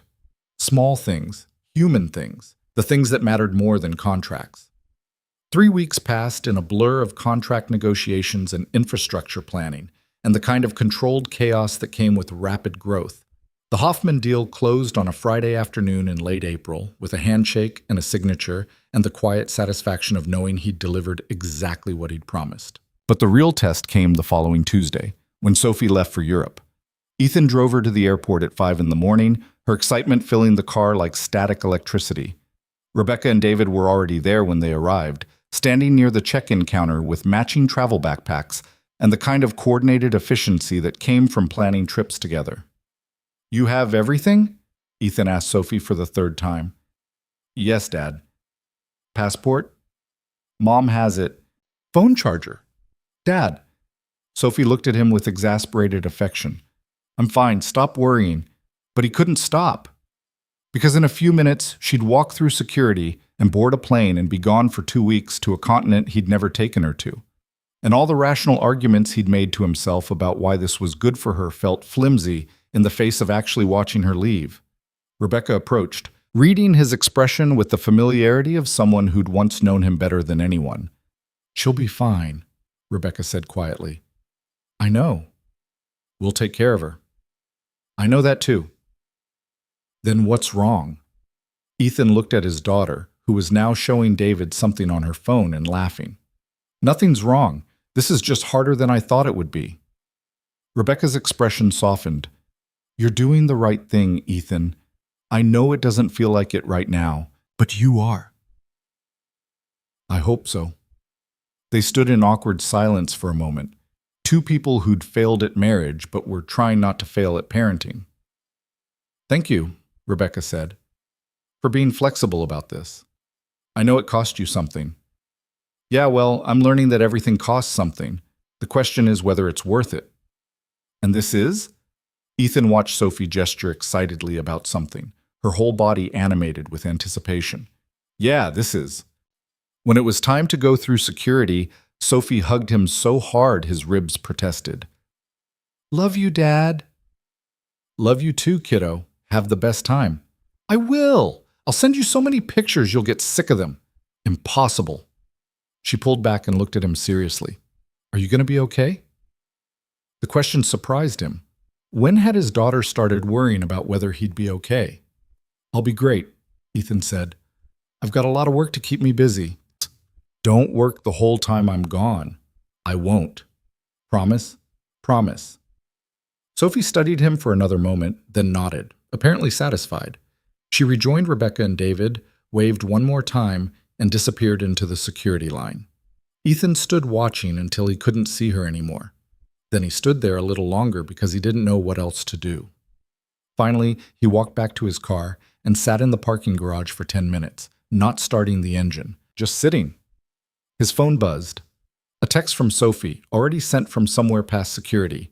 Stop sitting in the parking lot being sad. Go do something fun.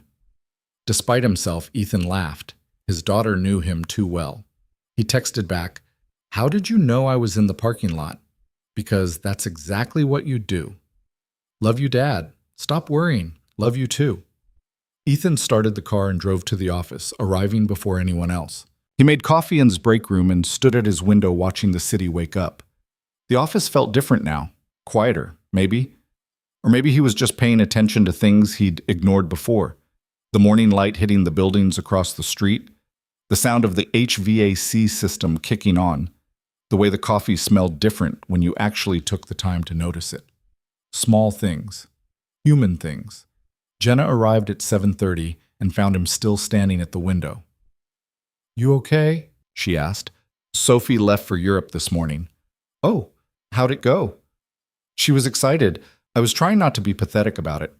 You're allowed to miss your daughter, Ethan. That's not pathetic. Feels pathetic. Jenna set her bag down and came to stand next to him at the window. Can I tell you something? Sure. The team lunch you started? Yesterday's was the third one, and people are actually looking forward to them now. Paula told me it's the first time in 5 years she's felt like management sees her as a person and not just a problem solver. Ethan glanced at her. She said that? Word for word. Huh. That's it? Just huh? I don't know what else to say. I'm just trying to be less of an asshole. Jenna laughed. Well, it's working. Whatever happened to you, and I know something happened, even if you won't tell me what, it's good. You should keep it up. After she left, Ethan thought about that. Whatever happened to you? Like there was a specific moment he could point to that explained the shift. Except there wasn't. Or maybe there was. But it wasn't just one moment. It was Arya in the airport. It was Sophie asking about Europe. It was Rebecca touching his hand in her kitchen. It was Draven calling to congratulate him. It was 1,000 small choices to do things differently, stacked on top of each other until they became a pattern. He pulled out his phone and scrolled through his contacts until he found the unknown number that had messaged him about Arya. He'd never deleted it, even though the conversation had ended weeks ago. On impulse, he typed, I don't know if you're still checking this number, but if you are, tell Arya I'm still trying, and it's still hard. But I think it's working. He didn't expect a response. The contact had been clear that the last message would be the last. But an hour later, his phone buzzed. She's glad to hear it. She also says, the hard part means it matters. Keep going. Ethan stared at the message for a long time. Then he typed back, thank you For being the bridge, for helping her help me. That's what bridges are for. Good luck, Ethan. The conversation ended there, and this time Ethan knew it was final. No more messages, no more updates, just the impact of what had happened, rippling outward in ways he'd never fully see. The weeks without Sophie were strange. Ethan had gotten used to their routine. Every other weekend, Tuesday dinners when the schedule allowed, phone calls that were sometimes substantive and sometimes just her telling him about whatever happened at school that day. Now his calendar had holes where she used to be, time that stretched out empty and undefined. He tried to fill it with work, but the work didn't expand the way it used to. The team was functioning well without him micromanaging every detail. Paula's infrastructure rebuild was ahead of schedule.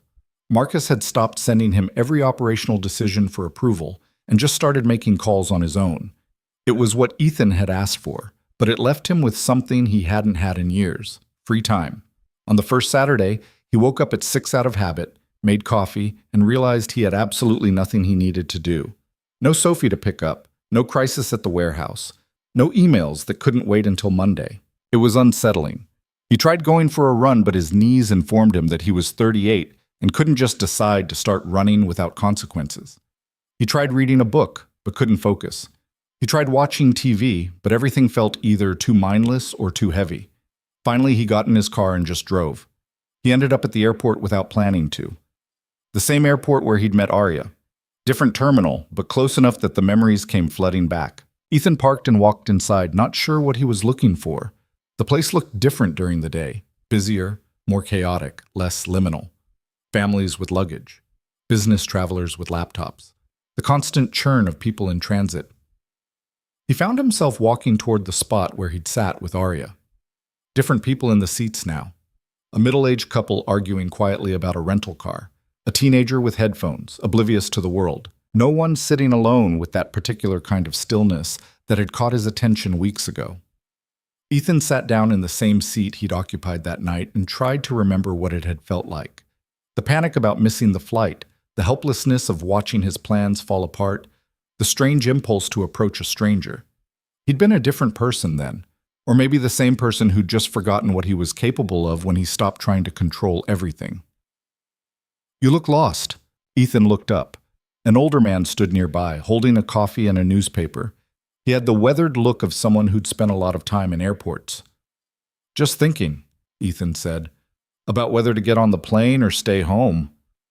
Something like that. The man nodded like this was a perfectly normal conversation to have with a stranger in an airport. "I've had that thought about 1,000 times. Sometimes you go, sometimes you stay. Either way, you wonder what would have happened if you'd chosen different. You don't regret it? The choosing? Never. The wondering?"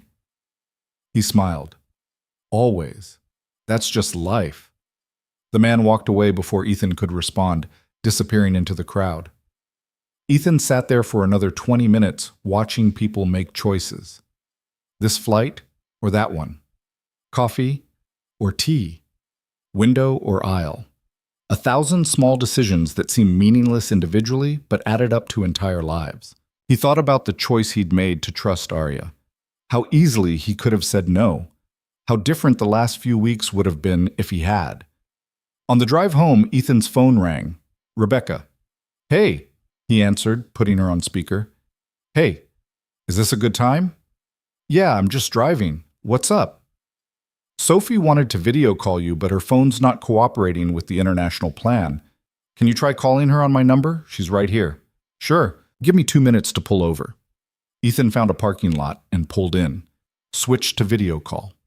Rebecca's face appeared on screen and then Sophie's, both of them squeezed into frame. "Dad!" Sophie's voice was pure joy. "Hey kiddo, how's Europe? It's amazing. We went to the Louvre today, and I saw the Mona Lisa, and it's way smaller than I thought it would be, but it's still so cool, and tomorrow we're going to the Eiffel Tower, and..." She kept talking, words tumbling over each other in her excitement. Ethan just listened, watching her face light up with every detail. Rebecca smiled in the background, then quietly stepped out of frame to give them space. "And the food is really good, but I miss Marco's pizza," Sophie finished. "We'll go when you get back. Promise?" "Promise. Tell me more about the Louvre." They talked for 15 minutes before Sophie had to go because David had made dinner reservations. She blew him a kiss through the screen, and Ethan caught it like he'd been doing since she was 3. After she hung up, Rebecca's face reappeared briefly. "She misses you," Rebecca said. "In case you were wondering. I miss her too. But she's having the time of her life, so thank you, again. You don't have to keep thanking me." "I know, but I will anyway." Rebecca ended the call, and Ethan sat in the parking lot feeling the strange mix of happiness and loneliness that came from knowing your kid was exactly where they should be, even if it wasn't with you. The second week was easier. Ethan fell into a rhythm: work during the day, gym in the evening, dinner that wasn't takeout at least 3 nights. He cleaned his apartment for the first time in months, fixed the leaky faucet he'd been ignoring, called his parents and had an actual conversation instead of the usual 5-minute check-in. Small things, but they added up. On Thursday afternoon, he got an email from an address he didn't recognize. The subject line read, "Thank you." Ethan opened it cautiously, half expecting spam. "Mr. Cole, you don't know me, but I'm a friend of someone you helped a few weeks ago. She asked me not to reach out, but I thought you should know what your kindness meant. The night you gave Aria your car, she was on her way to return something she'd stolen from her sister 3 years ago. A necklace that belonged to our mother, who passed away when we were young. Aria took it during a fight and never gave it back. That decision haunted her for years. But that night, she finally had the courage to make it right.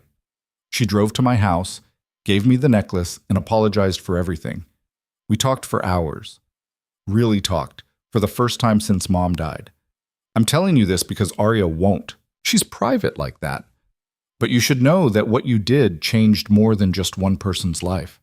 Our family is healing because you trusted a stranger when you had every reason not to. Thank you for seeing my sister when she needed it most. Claire." Ethan read the email 3 times, then sat back in his chair and stared at the ceiling.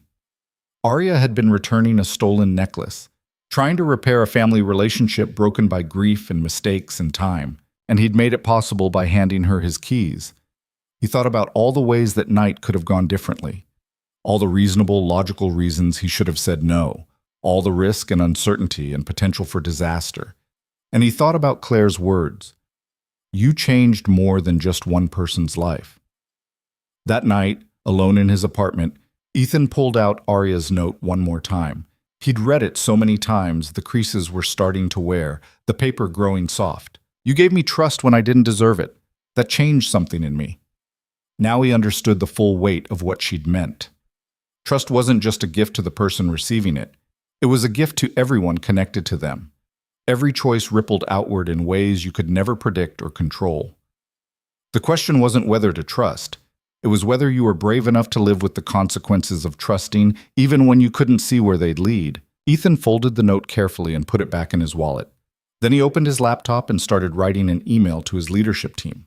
Not about business, about something more important. Team. Quick personal note. A few weeks ago, I made a decision to trust someone in a situation where I had no logical reason to do so. It was uncomfortable and risky and went against every instinct I'd developed over the last decade. But it was also the right choice. And it reminded me that the best decisions aren't always the safest ones. I want to build that principle into how we operate. Not reckless trust, but intentional trust.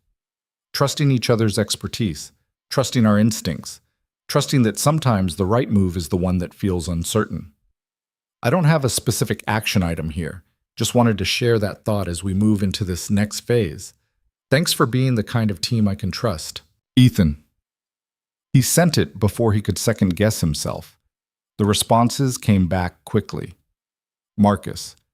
This is the most human email you've ever sent. I dig it. Paula. Not gonna lie, I got a little emotional reading this. Thank you for trusting us. Jenna. Okay, seriously, what happened to you? And can you bottle it so we can give it to other CEOs? Ethan smiled and closed his laptop. The next day, he got a call from an unknown number. He almost didn't answer, but something made him pick up. Hello? Ethan Cole? A woman's voice. Not Aria's, not Claire's. Someone new. Yes? My name is Sarah Chen. I'm a journalist working on a piece about small businesses making big impacts in logistics. Miranda Hoffman's office gave me your name as someone who might be willing to talk. Ethan's guard went up immediately. I don't usually do press. I understand, but this isn't investigative journalism or anything adversarial. Just profiles of companies doing interesting work. 10 minutes of your time, maybe 15. And you can review anything before it's published.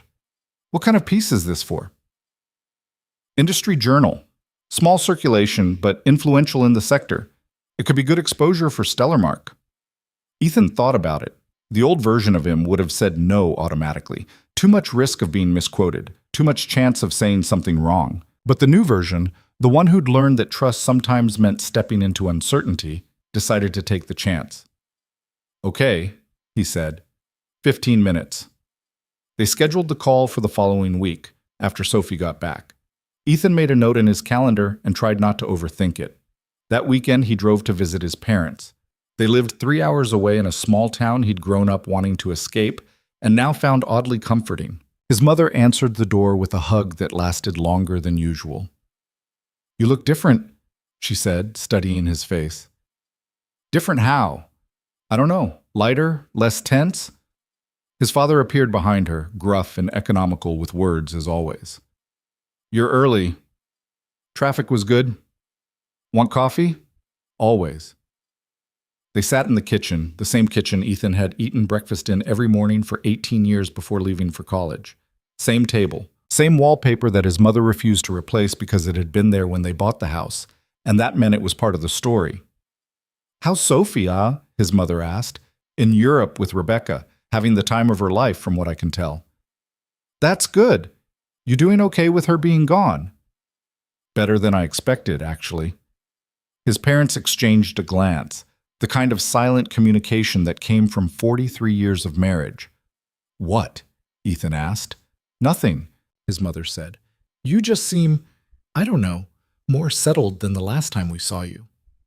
When was the last time? Christmas. You were stressed about some deal. Barely sat still the whole visit. Ethan remembered that visit. He'd spent most of it on his phone, fielding emails and calls about the early stages of the Hoffman negotiations. His parents had been polite about it, but he'd seen the disappointment in their faces. I'm sorry about that, he said. Don't apologize. We know you're busy. No, I mean it. I've been so focused on work that I've been a shitty son and a shitty father, and probably a shitty person in general. His father snorted. You're not shitty.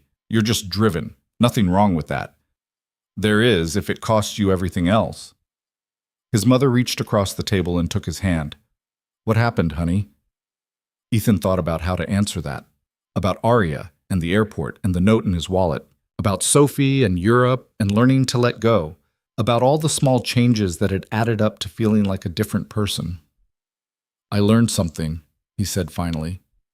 About what matters. And what matters? This, being here.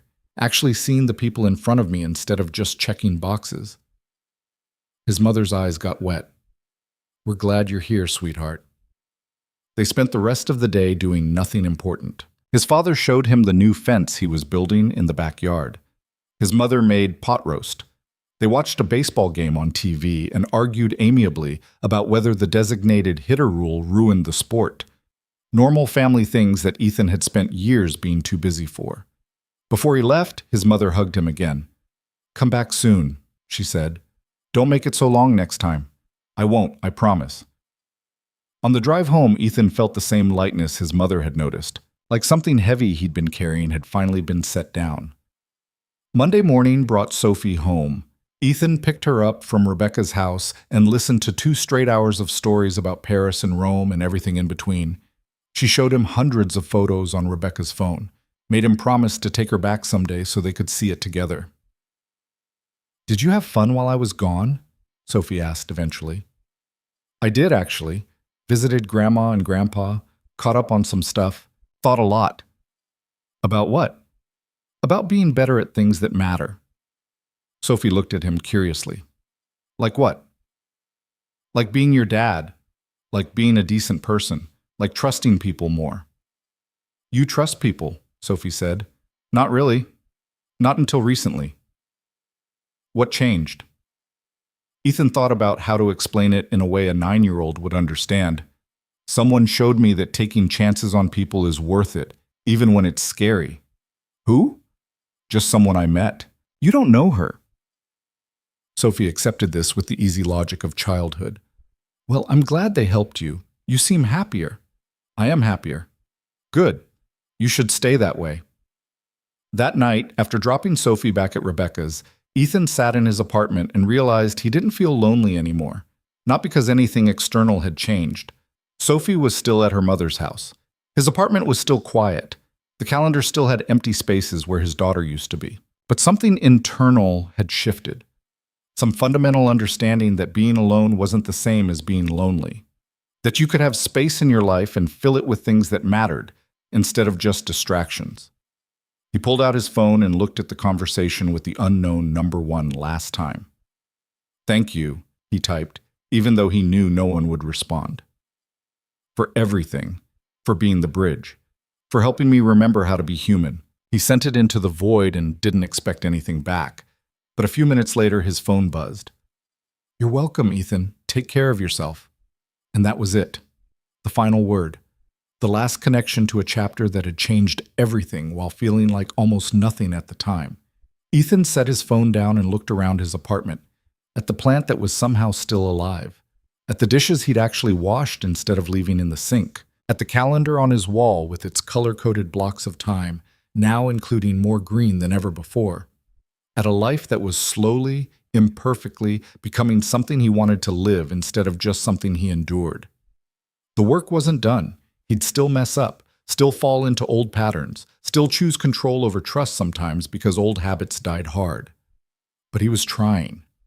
And trying was enough. Outside his window, the city moved through its evening routine, lights coming on, people heading home, the constant motion of lives being lived in all their messy, uncertain glory.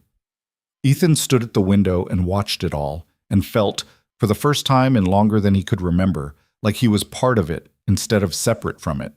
Like he belonged to the world of connection and trust and human mess, not just the world of contracts and schedules and controlled outcomes. And that felt like the victory that mattered most. Not the Hoffman deal, though that was good. Not the changes at Stellarmark, though those were important. But this, the quiet realization that he'd survived stepping into uncertainty and come out better for it. That he'd trusted a stranger with his car and she'd returned it. That he'd trusted his ex-wife with flexibility and she'd responded with grace. That he'd trusted his team with autonomy and they'd risen to meet it. That trust, for all its risks, was still the bet worth making. Ethan pulled Arya's note out one final time and read the last line. Thank you for seeing me. Then he took a pen and wrote beneath it, in his own handwriting, Thank you for seeing me too. He folded the note carefully and put it back in his wallet, not as a reminder of what had happened, but as a promise of what came next.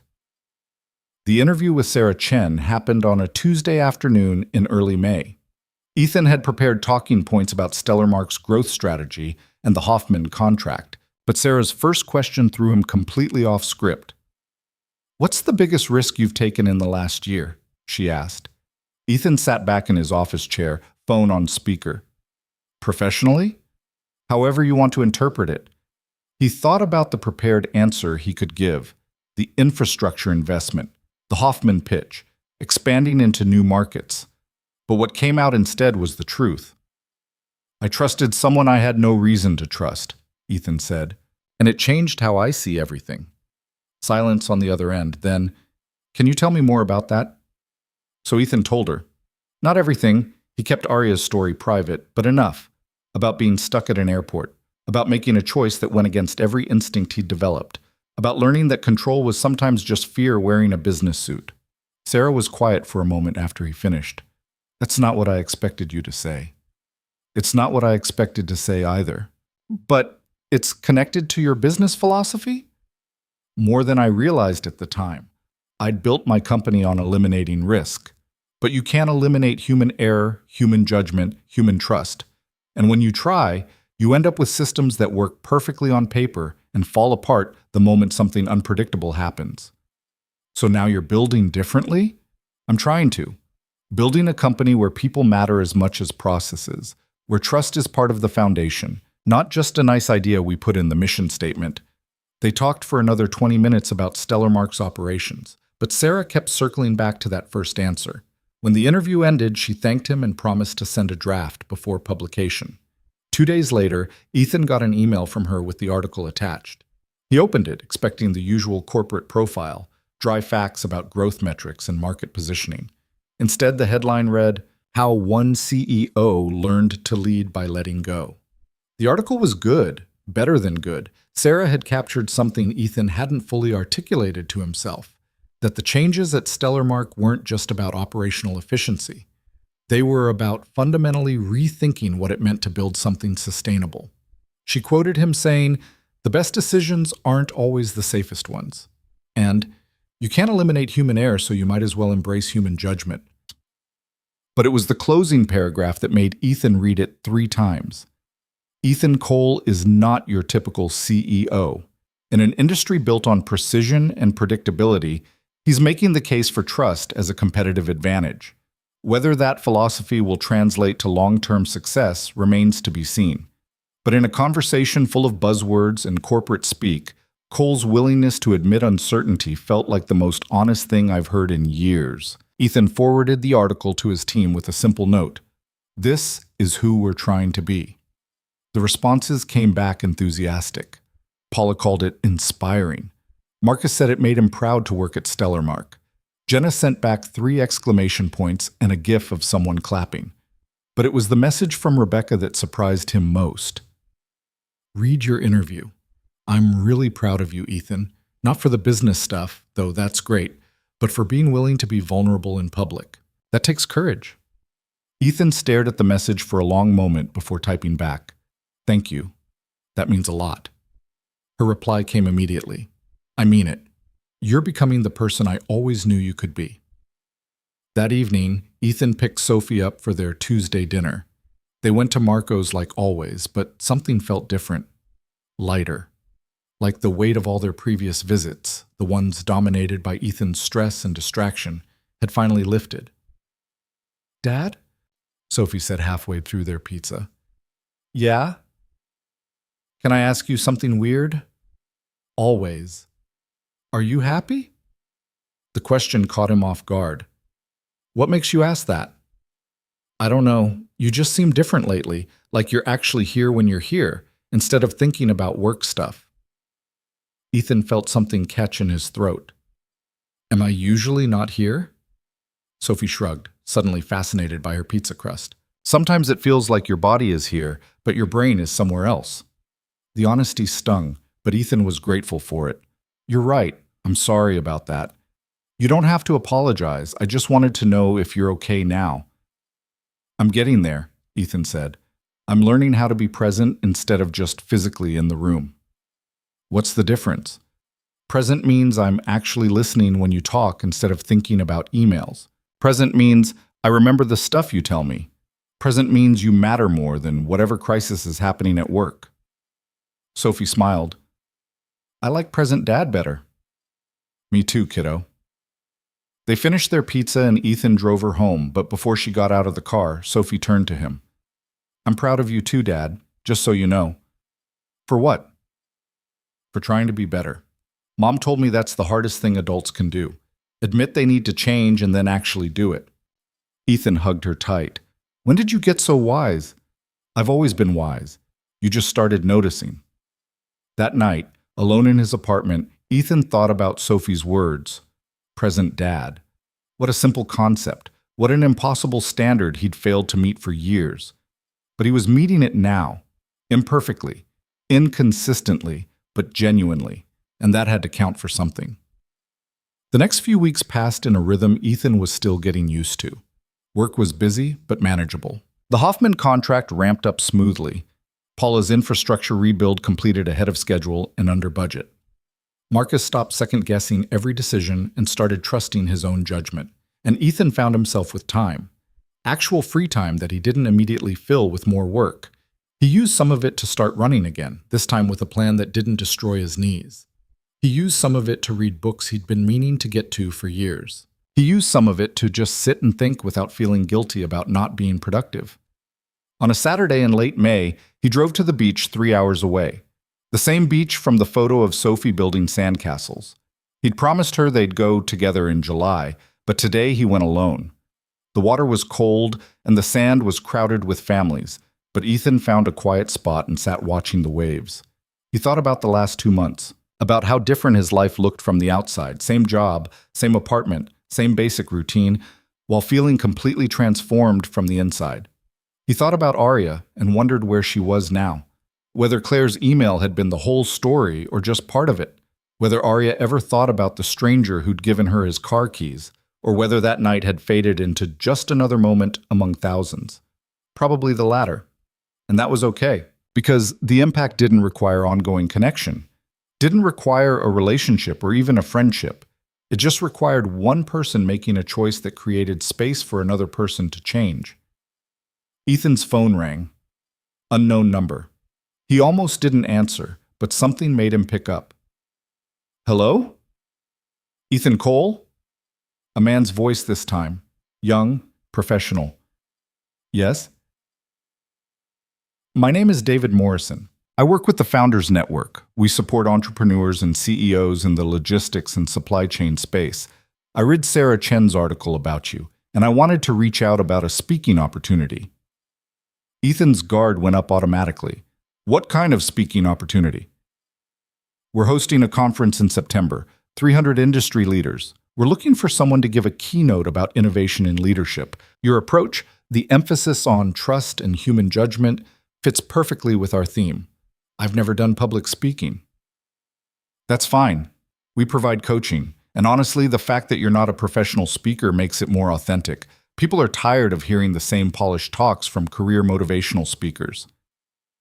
Ethan watched the waves and thought about it. The old version of him would have said no immediately. Too much exposure. Too much risk of saying something wrong or looking foolish. But the new version, the one who'd learned that growth lived on the other side of discomfort, found himself saying, "Send me the details, I'll think about it." Excellent, I'll email you this afternoon. After they hung up, Ethan sat with the decision. A keynote speech, in front of 300 people, about leadership principles he was still figuring out himself. It was terrifying, which probably meant he should do it. He texted Jenna, might have committed to giving a speech at a conference in September. Please don't let me back out when I panic in August. Her response, oh my God, yes, this is amazing. Also, you're definitely going to panic in August, and I'm definitely not letting you back out.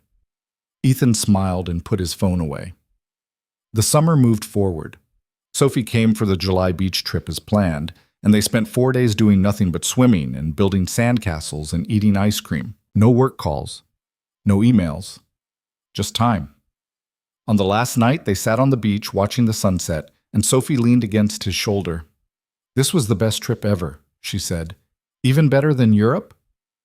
Different better. Europe was exciting. This was just us. I like us better too. Can we do it again next year? Absolutely, every year if you want.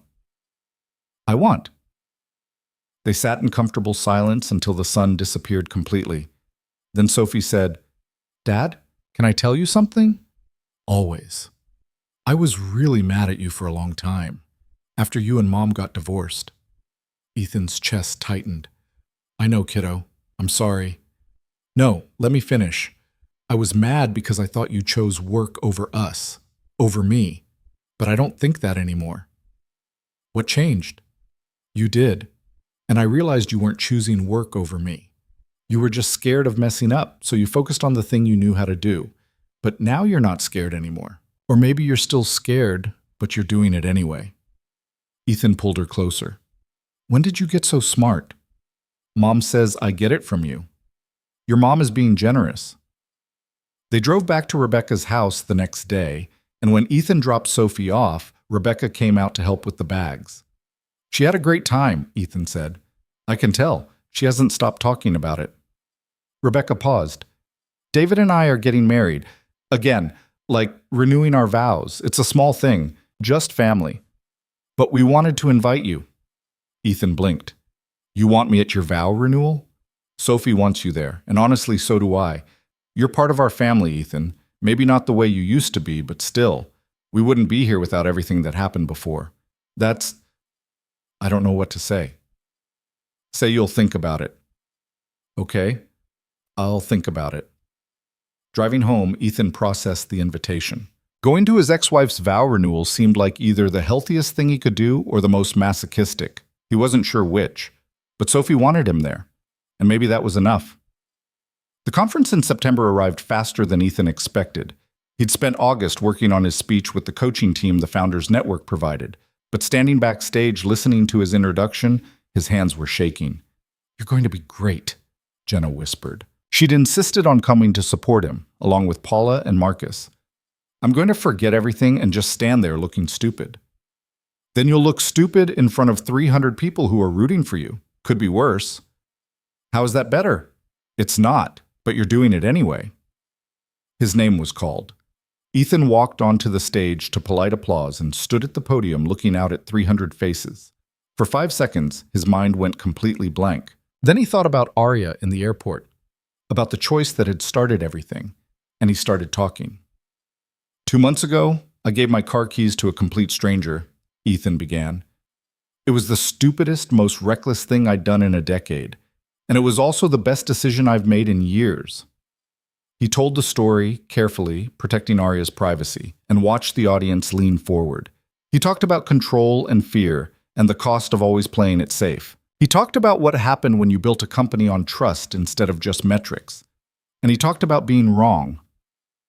"I spent 10 years convinced that control was the same as competence," Ethan said. "That if I could just plan well enough, anticipate every variable, eliminate every risk, I'd be successful." And I was successful. But I was also miserable.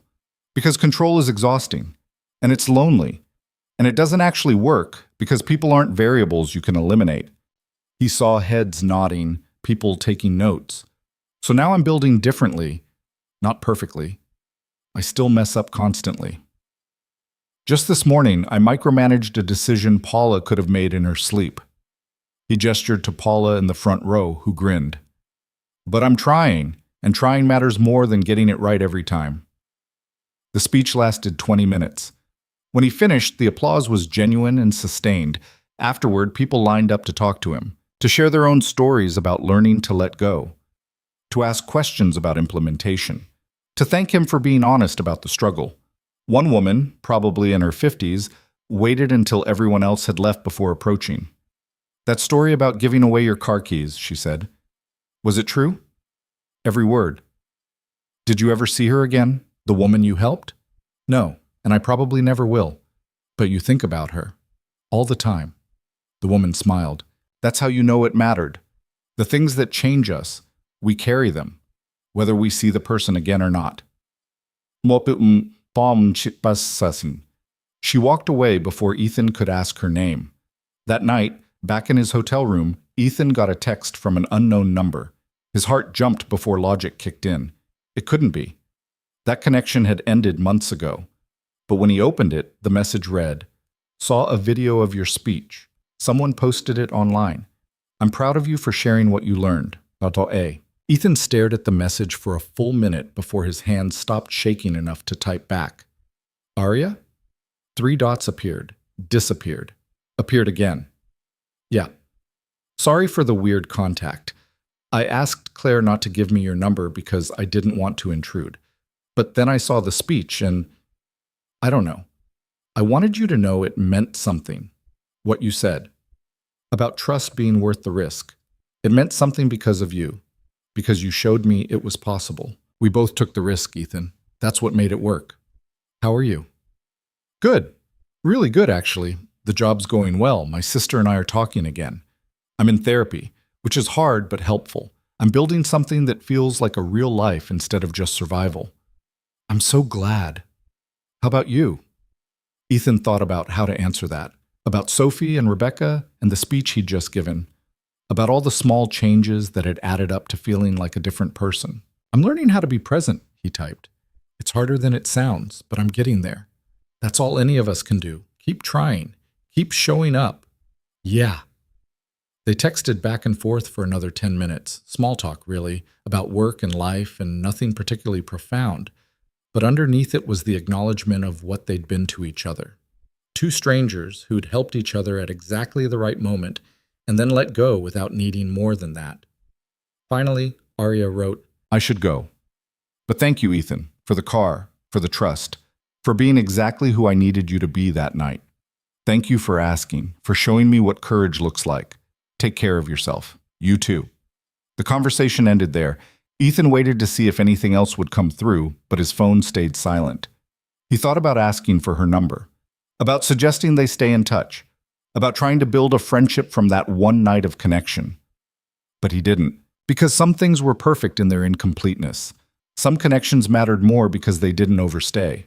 Some people changed your life and then disappeared, and that was exactly how it should be. Ethan saved the conversation, not to reread later, but just to have evidence that it had happened, that the change was real. The next morning, he flew home and went straight to the office. His team had decorated his workspace with congratulations signs about the speech. Jenna had somehow gotten the video from the conference and was already planning to use clips for recruiting materials. "You're milking this, aren't you?" Ethan said. "Absolutely. Our CEO is internet famous. I'm using it for everything. I gave one speech. A really good speech that's been viewed 12,000 times already. People are quoting you on LinkedIn." "That's horrifying. That's branding," Jenna grinned. "Get used to it." The rest of the week was normal, or as normal as things got at Stellarmark these days. The Hoffman contract continued smoothly. New opportunities emerged from the conference exposure. Life moved forward. On Friday evening, Ethan left the office at 5:30, early for him, and drove to Rebecca's house. The vow renewal was tomorrow, and he'd finally decided to go. When he arrived, David answered the door. "Ethan, good to see you." "You too. Thanks for the invitation." "Thank Rebecca. It was her idea." David stepped aside to let him in. "For what it's worth, I think it's a good one. Sophie's been talking about it all week." They stood awkwardly in the foyer until Rebecca appeared, pulling Sophie along. "Dad!" Sophie launched herself at him. "You came early." "Thought I'd see if you needed help setting up." Rebecca smiled. "We could use an extra pair of hands with the chairs. David's been complaining about his back all day." "I pulled a muscle," David protested. "You're 45, not 75. They spent the next 2 hours setting up Rebecca's backyard for tomorrow's ceremony. It was strange, working alongside David and Rebecca to prepare for their celebration, but it was also oddly comfortable. Like they'd finally figured out how to be what they were. Not enemies, not even really friends, but family in the complicated way that divorced people with a shared child had to be. That night, Ethan drove home thinking about the journey from that airport terminal to here, about how much had changed, about how much he'd changed. The vow renewal the next day was small and beautiful. 20 people in Rebecca's backyard, including Sophie, who served as the flower girl and took her job very seriously. Ethan sat in the back and watched his ex-wife marry the man she'd left him for, and felt nothing but genuine happiness for both of them. When it was over, Sophie found him immediately. "Did you cry?" she asked. "A little." "Happy crying or sad crying?" "Happy. Your mom deserves to be happy." "So do you, Dad." "I'm working on it, kiddo." They ate cake, and Ethan talked to Rebecca's family and shook hands with David's friends, and it felt like closure on something that had been open for too long. Not closure in the sense of ending. He'd always be connected to Rebecca through Sophie, but closure in the sense of finally, fully letting go of the anger and resentment and hurt. Driving home that evening, Ethan thought about what Arya had texted, about building a real life instead of just survival. He was doing that now, imperfectly, messily, with setbacks and doubts and days when he fell back into old patterns. But he was doing it. The next few months were a blur of growth, both personal and professional. Stellarmark expanded into 2 new markets. The team lunch tradition evolved into a quarterly retreat where people actually enjoyed spending time together. Ethan gave 2 more speeches at industry events and started getting recognized occasionally at airports. Sophie started 5th grade. Rebecca and David bought a bigger house. Ethan's parents came to visit and stayed a whole weekend instead of just one night. Small changes, normal life changes. But underneath it all was the fundamental shift that had started in an airport terminal with a choice that made no logical sense.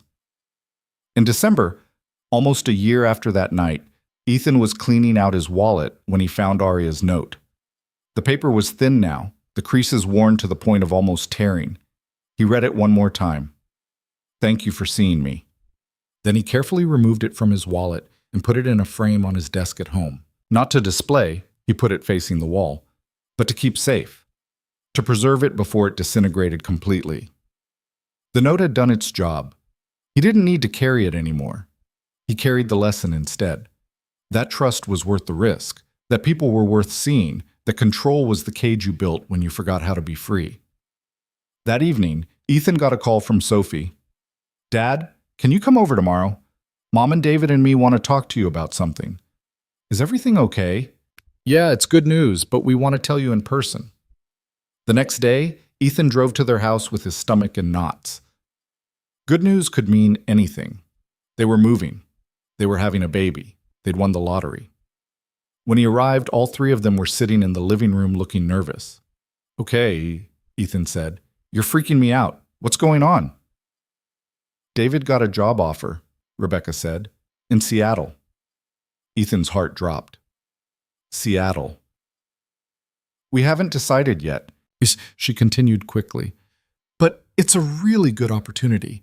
We wanted to talk to you about how it would work with Sophie.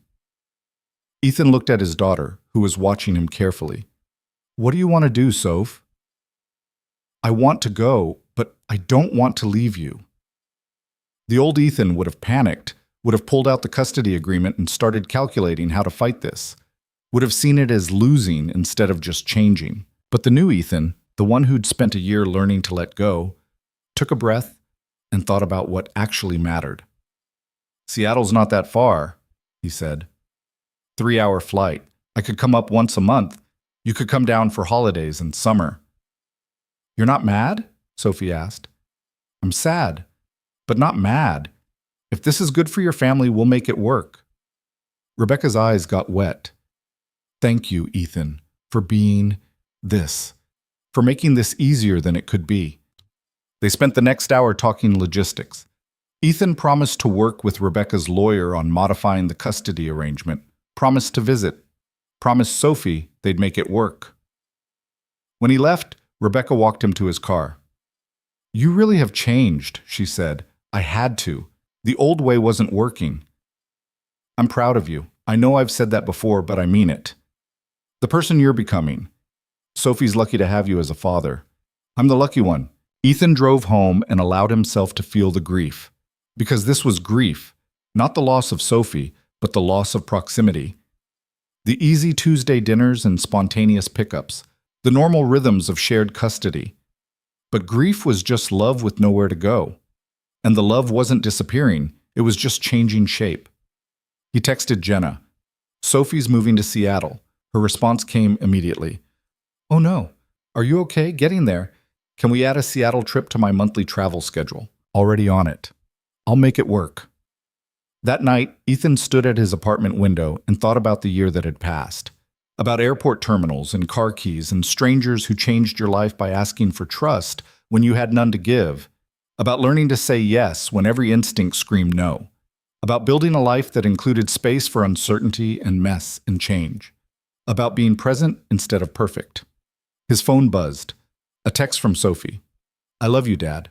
Thank you for not being mad. I love you too. We're going to be fine.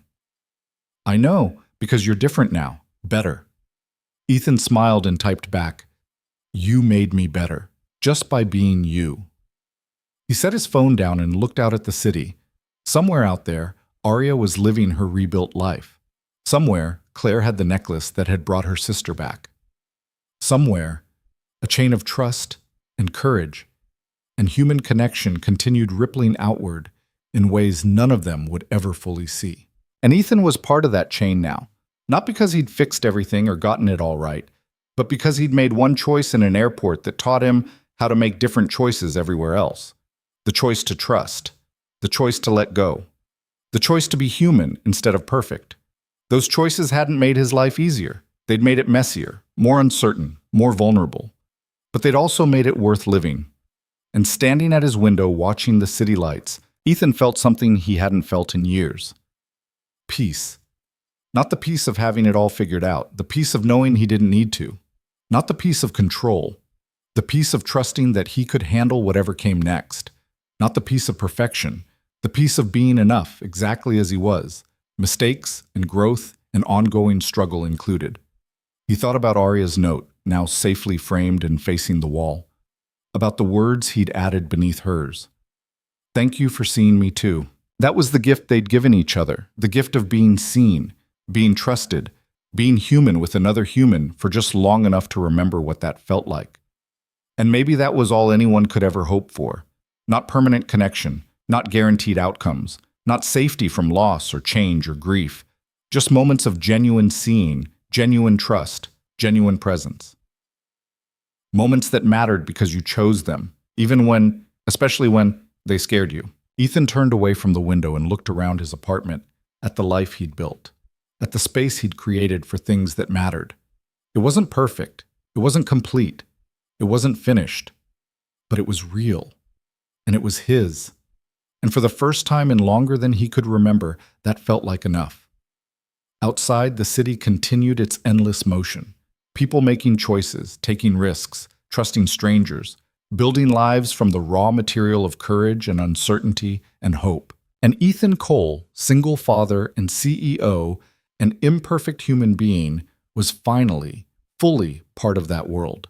Not above it, not separate from it, part of it, connected, seen, human. And that was everything.